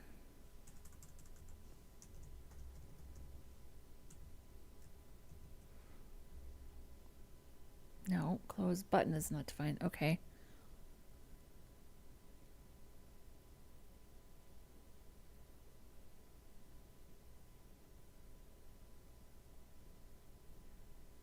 So we're still inside the for each. Then we're in the button event listener.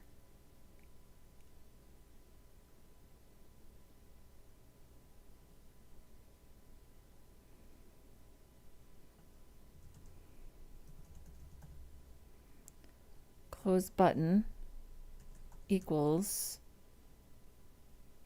We're still inside the for each loop, so can we just do video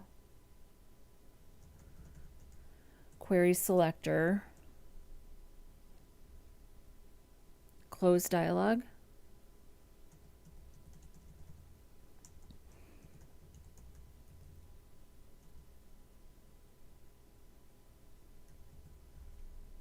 No, cannot read properties of null, add event listener.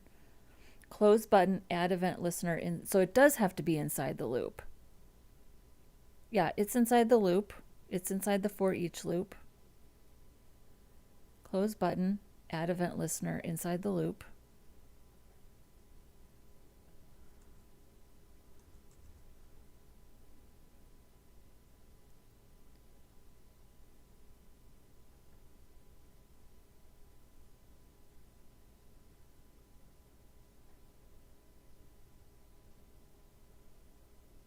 Okay, let me think about this. So we created the element close button, which is inside this event listener.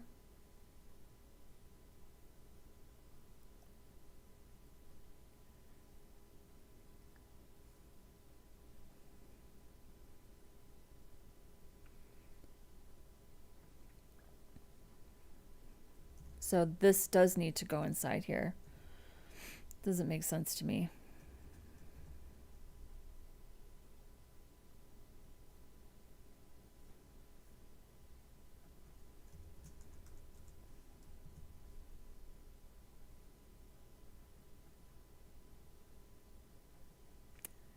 Yeah, that works. I'm so confused about why this works though.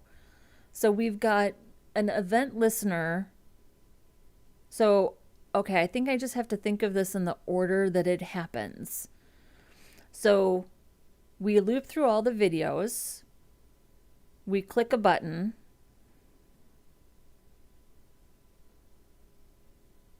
We build the close button with the SVG. We build the iframe. We show the dialog, and then we add the dialog. And then there's this, okay, I guess that makes sense. So let's make sure that we remove that dialog from the body class then.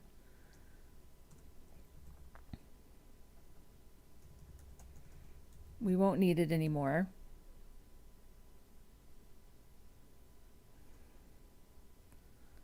Let's see what happens.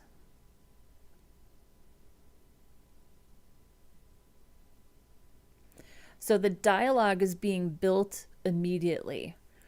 Is that what we want to have happen?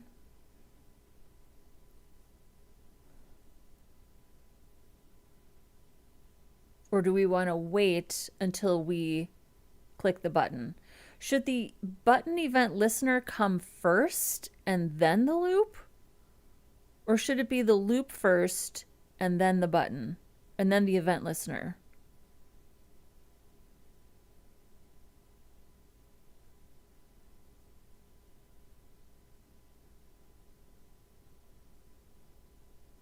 Should we be creating these things when we click the button? So that's what I'm trying to understand. I'm curious about what people think. So on page load, when the DOM is ready,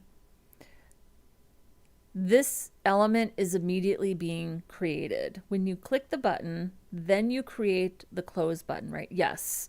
Then that close button is only available when the button is clicked. It'll be long if explained in detail, scope, event, bubbling, and that sort. Yeah, that's the part I'm fuzzy on that I need more experience with, clearly. So what I'm wondering is this. So on page load, like DOM content ready, we are immediately creating the dialog and adding it to the DOM. Is that the right thing to do? Does it matter? Or do we want to wait until we click the button of the video to create these things? I feel like I see apps all the time where that it's like, let's look at this. So here's the jQuery fancy box version of this. Has jQuery created a thing? Let's see here. Nothing gets created until you actually click on it. And then you dismiss it and it's gone. So that makes me think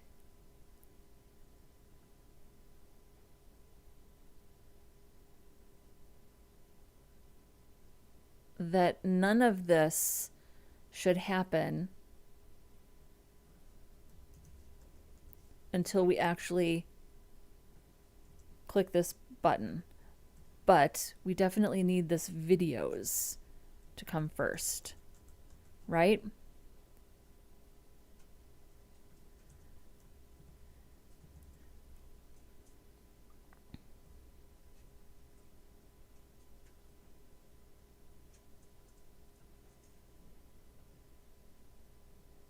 So here's our wrap, here's our grid. We click the button, this all gets created. And I'm going to play this. You won't be able to hear it. But clearly this is working. And then we close it.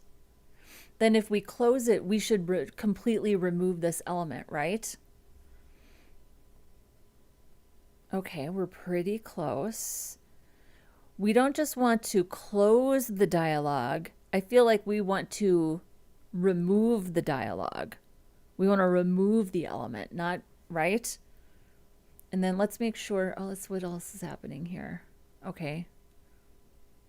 And this is I think this is a YouTube issue with the iframe. Okay, so if you can create an element, can you remove an element? JavaScript, remove element. Remove element. No, just remove element. Just remove, right? Element remove. So dialog remove. Yes? We did it. We got it at the same time, Rahul. Great minds.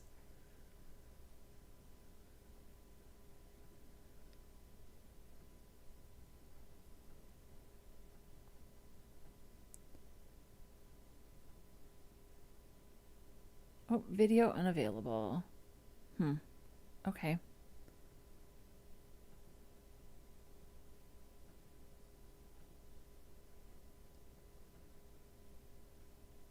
Which one did I get it wrong? Oh, because I clicked on the Vimeo. Oh, hang on.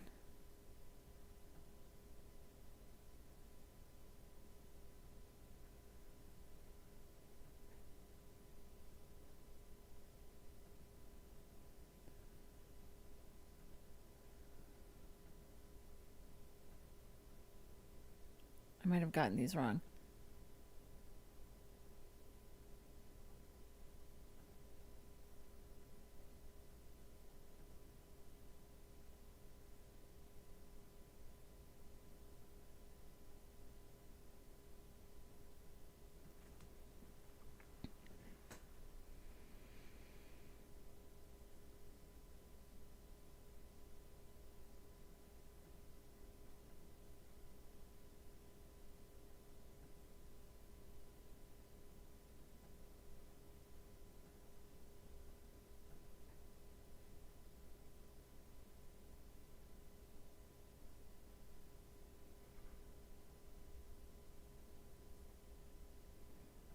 Is there something wrong with my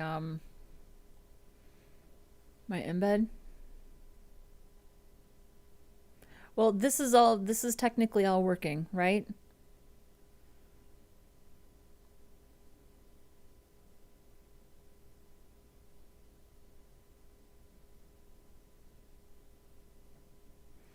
There's just something wrong with the iframe. We know it works as we know it does work because they're working here.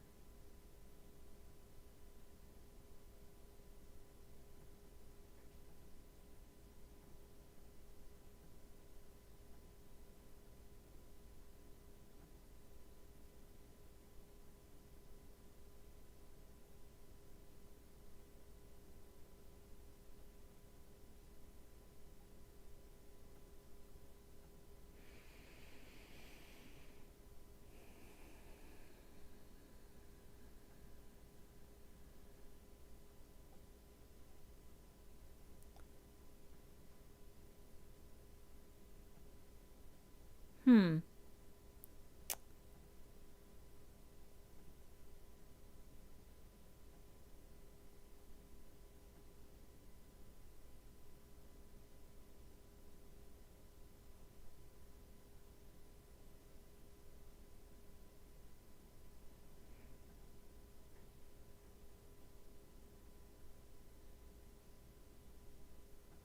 I don't think I got anything wrong here. I don't know why they're not working. So we're 2 hours. I can't believe it's been 2 hours. Um, so this one is working, no problem.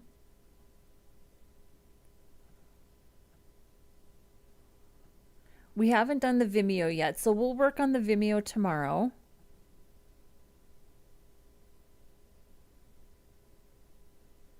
See, I don't think that the videos have been restricted because they're working here. They're working on the other version of this, right?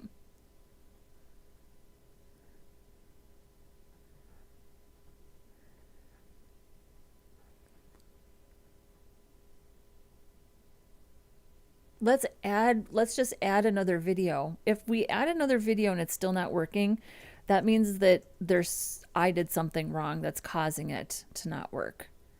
We don't need this.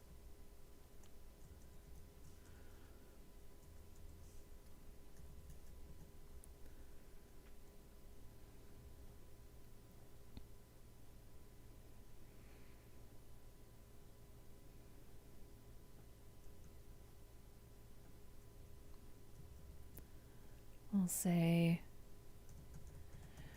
create dialog.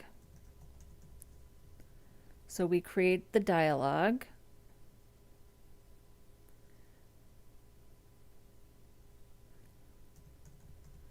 Create the close button. Create the iframe. And we're going to show the modal dialog. And then we are going to remove modal dialog. And then let's make sure that this works on the body. So we're adding our dialog class. Then we're removing our class. Good. Okay, let's add another video and just see what happens.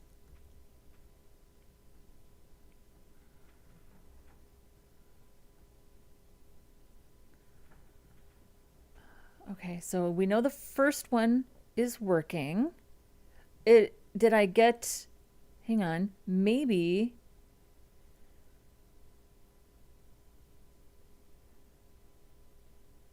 did I get like this wrong? I don't think so.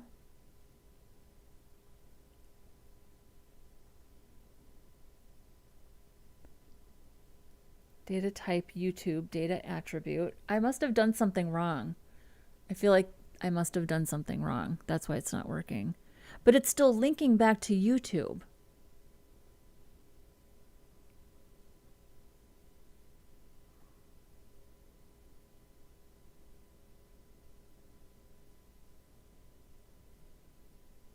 Okay, so this is Vimeo. Data attribute, data type.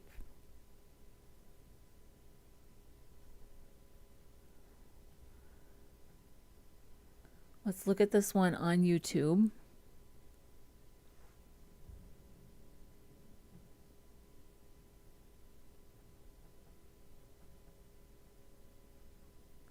That's the ID of the video.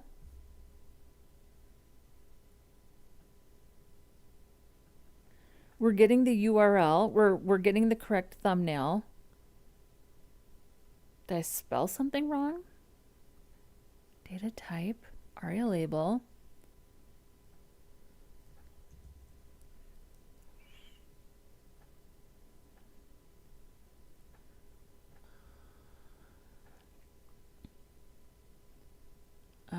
Okay, let's do this one.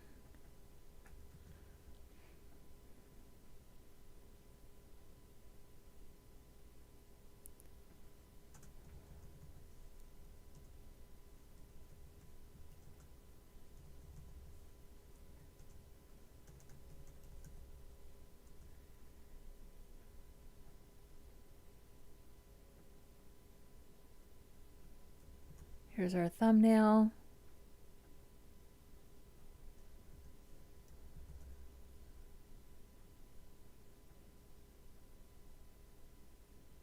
Well, let's add our title.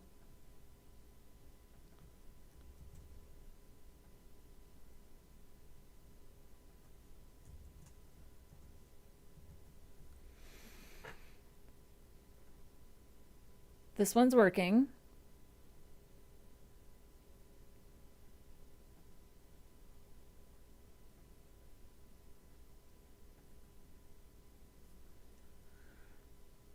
So what did I do wrong? Did I put my attributes in the wrong place? Hang on, what's going on here?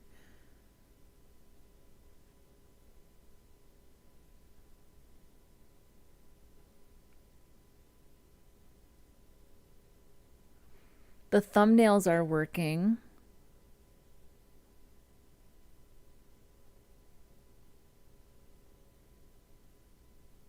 I didn't spell anything wrong. I don't know. ARIA label, play, data attribute, data type. Okay, I don't know. Well, maybe I will work on this. Hang on, let me push this. Let me push this, and if somebody else wants to take a look, you are free to do so. So let's get this pushed up to our repository. Yes. Oh yeah, that's a good point. Hang on.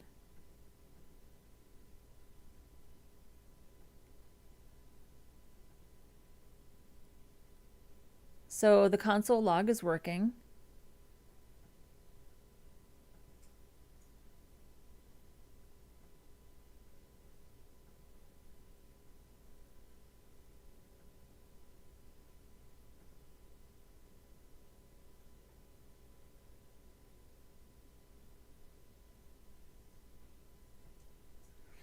Okay, let me push this up to the GitHub repo, and then I'm gonna spend a little time also looking at this before tomorrow. And I will be here Monday, Tuesday, Wednesday this week, so we're gonna keep working on this. We've got a couple more days to go.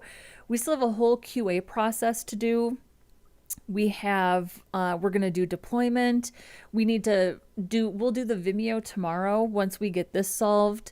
Yeah, so I think that this is going great. I have no complaints whatsoever. I'm very pleased with what we got done today. Git commit JS for modal dialog.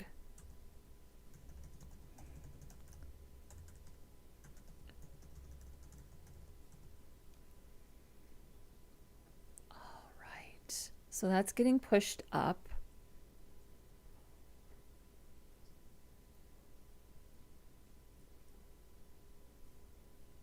And there's no error. Video unavailable. Watch on YouTube.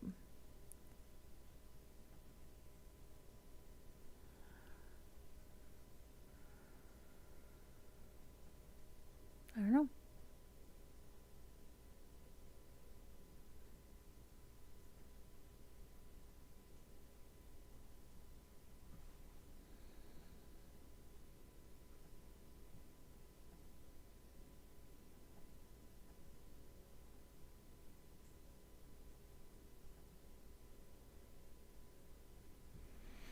So if we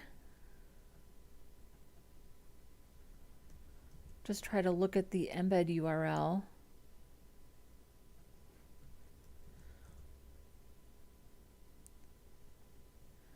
yeah, there's something about, let's see here. So this I do want to ask ChatGPT about. So let's do it.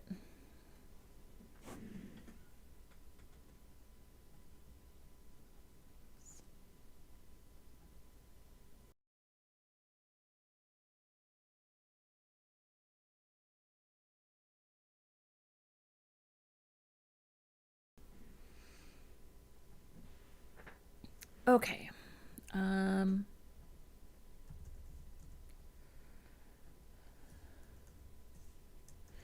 My YouTube iframe works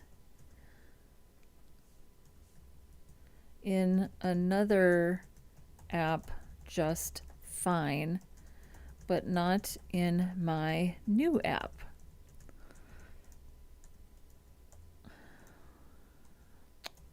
Some work, some don't.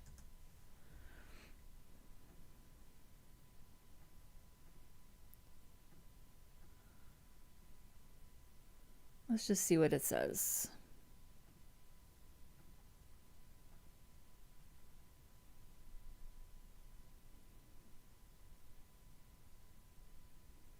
Sometimes ChatGPT is very insightful with very little information, so we'll see if it gives us any.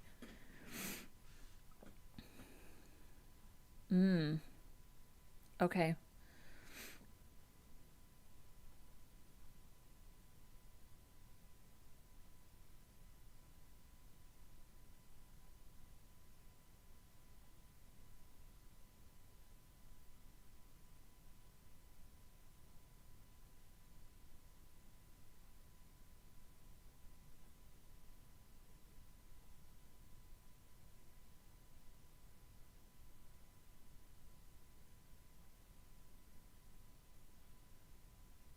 I wish it wouldn't show me it's thinking. Just tell me.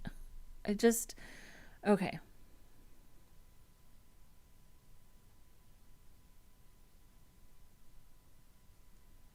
Okay, so this might be something to do with some of the other errors. And it could be that we're on localhost, right? Because this is not on localhost. So let's look at this. Let's look at our app deployed on GitHub. Right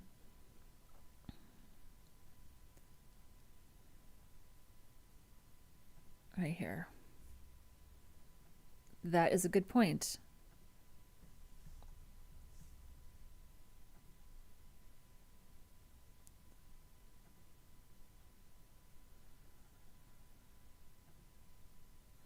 It's a local host issue because they are working just fine on GitHub.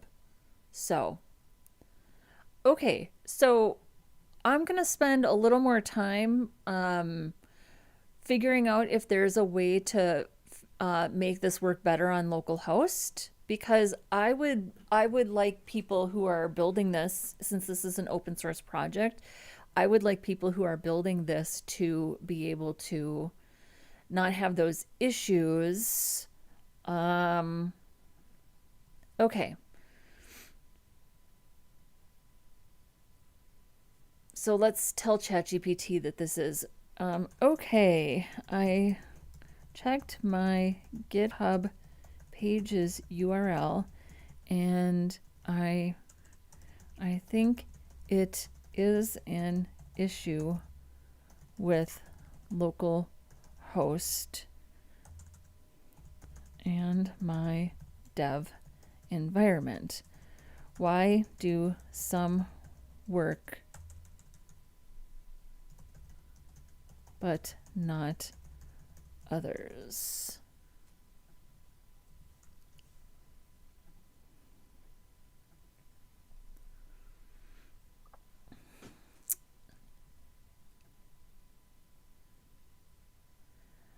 Okay, some work, some don't part is still explainable. It's usually one of these patterns. Mixed embed domains and CSP or meta CSP in dev. If in dev you're sending a CSP header or meta equivalent content security policy, that's a little too tight. You can accidentally allow one embed host but not the other. Okay, if you're using enable.js API 1 directly or via a component, okay, let's just show it what we're doing here. I bet it has something to do with this.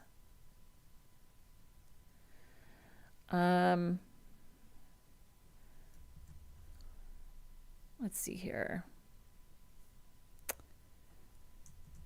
Does it have something to do with this? This is my JavaScript.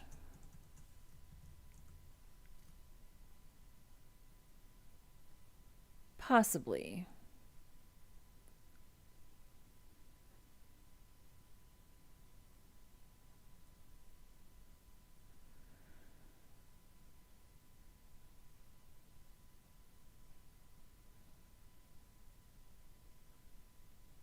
Okay.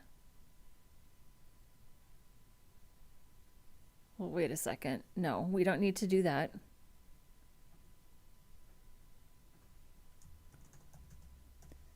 The IDs are not wrong.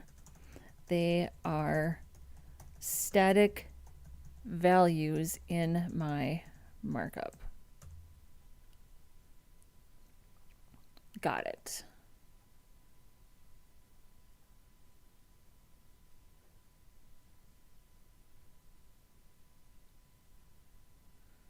You're stacking iframes in the dialog. If you click no. Oh my God. It needs so much context. That's probably why. Okay. I'm gonna troubleshoot this on my own before tomorrow, because it's hang on. Should we just show it the whole thing?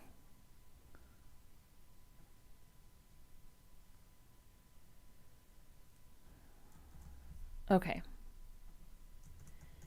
Here's all of my JavaScript.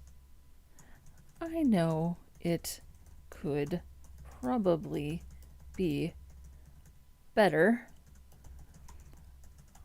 but I'm learning. Please don't refactor anything not related to the problem. I just want to know if something here is causing this particular problem.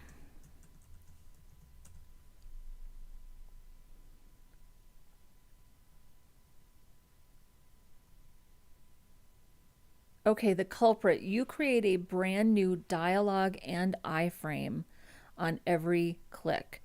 Every click does all of this again, creates a new dialog, injects it into the DOM, injects a close button, injects a YouTube iframe, calls show modal, adds a click handler to the close button. If the user clicks a second video without closing the first dialog cleanly, or double clicks or clicks fast, or you have any other click paths, you can end up with multiple dialogs in the DOM, multiple iframes attempting to initialize at roughly the same time.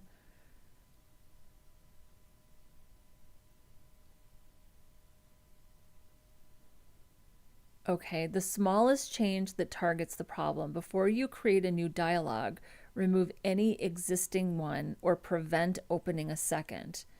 Add this at the top of the click handler right before you create a dialog. Okay, that's it. No refactor, just preventing multiple dialogs or iframes from stacking. Is that the problem though?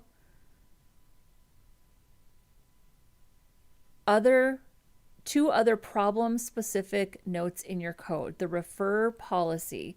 This can occasionally cause inconsistent embed behavior on localhost in some browser or privacy setups. It's not wrong, but it's an easy test. Comment out that line temporarily, see if failures disappear. The body variable. You call body class list, but body isn't defined in the snippet. Okay, that's a global variable at the top. So it's the refer policy.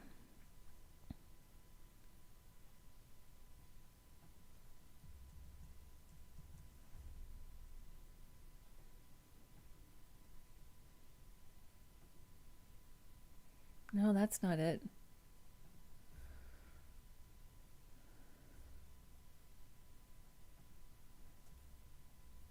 But this is fair. I'll put this in. This is fair. Just to make sure it's removed. You think AI is hallucinating. Well, I mean, I think sometimes it's definitely hallucinating, and I think other times it's just like I haven't given it enough information. It's doing the best it can.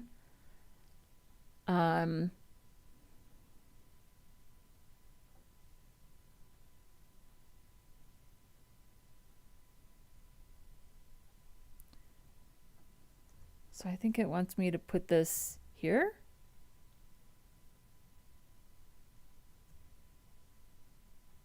So wait, where does it want me to put that? I can't put it. Where does it want me to add this at the top of the click handler right before you create dialog?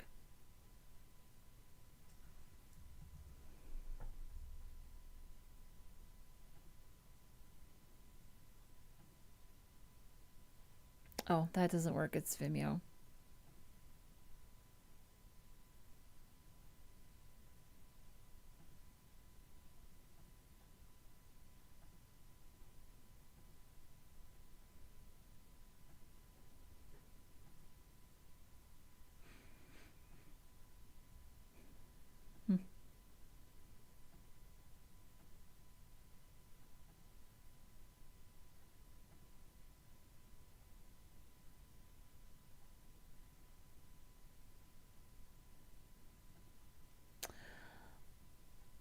Oh, you can see so many similar issues on Reddit, and it's only happening in localhost. On GitHub, it's fine. Oh, that's the Vimeo one. So,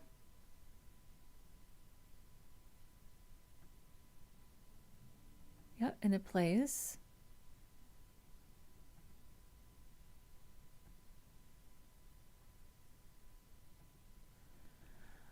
You know what? We're doing good. We're doing good. So yeah, I think that this is fair. I guess this is fair. Um, let's just keep working on it. Let's keep. I'm just gonna keep working on it. I'm gonna do a little research myself tonight. It sounds like Rahul is. I'm thinking you've Googled it and seen some other people have similar issues. Um, it's interesting. Let's just really quick look at the responsive video gallery locally and see if we get the same results. Yeah, let's do that. So here's our projects. Projects. Here's the original responsive video gallery. That's Heidi growling in the background.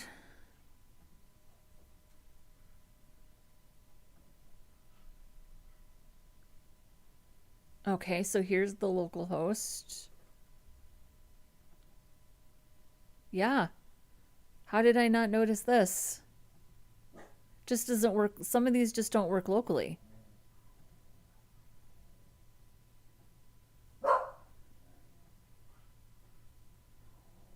Should I just pick, maybe I'll just pick different videos. Oh, this one doesn't work locally either.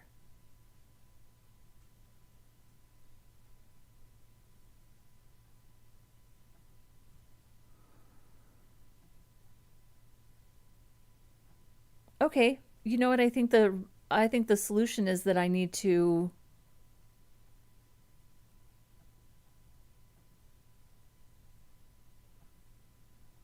some of these just don't work on localhost. This is because it's not even that they're being restricted by the channel, right? Because channels can say, no, I don't want my videos to be embedded. It's literally just that it's the localhost version.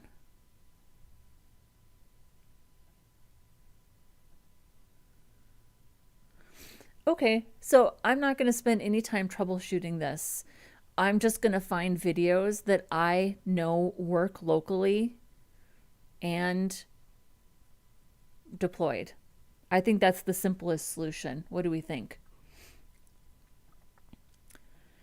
I think this was a super productive day. I'm very happy with all of this. I think we used the exact right amount of Googling and AI to ask questions. It was a little bit of a struggle session, which is totally fine. Um, you got to learn somehow. You got to struggle through. Maybe a more experienced developer would have a more efficient way of doing this. But this makes sense to me. I totally think that this makes sense to me. I am still a little bit confused about needing to add the close button, this close button event listener inside of this event listener. That still confuses me a little bit.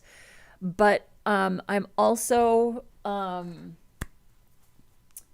accept that sometimes things just work and I don't know why, right? That's a thing. Let's put a note here. I'll say make sure all dialogues are removed. Oops. Yeah, so the videos that I chose are 13 years old. So why don't I just go through and choose some more updated videos that I know work locally and work on once they're deployed. I think that's the easiest solution. And I also to make a mental note that I am periodically checking these videos to make sure that they do continue to work because I plan to build out many versions of this app. So tomorrow we're going to go ahead and make sure that we do the Vimeo part of this. And we're going to make sure that once you click on a button, you're checking the data type. If it's Vimeo, then we build one iframe. If it's YouTube, then you build the other iframe, right? So it would basically be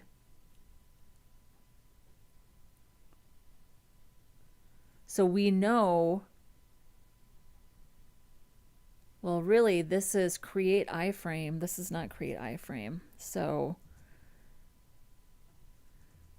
this is create iframe, and this is get data, right?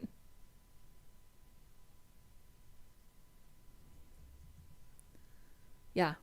So we're getting the data, and then this would be like if type equals YouTube,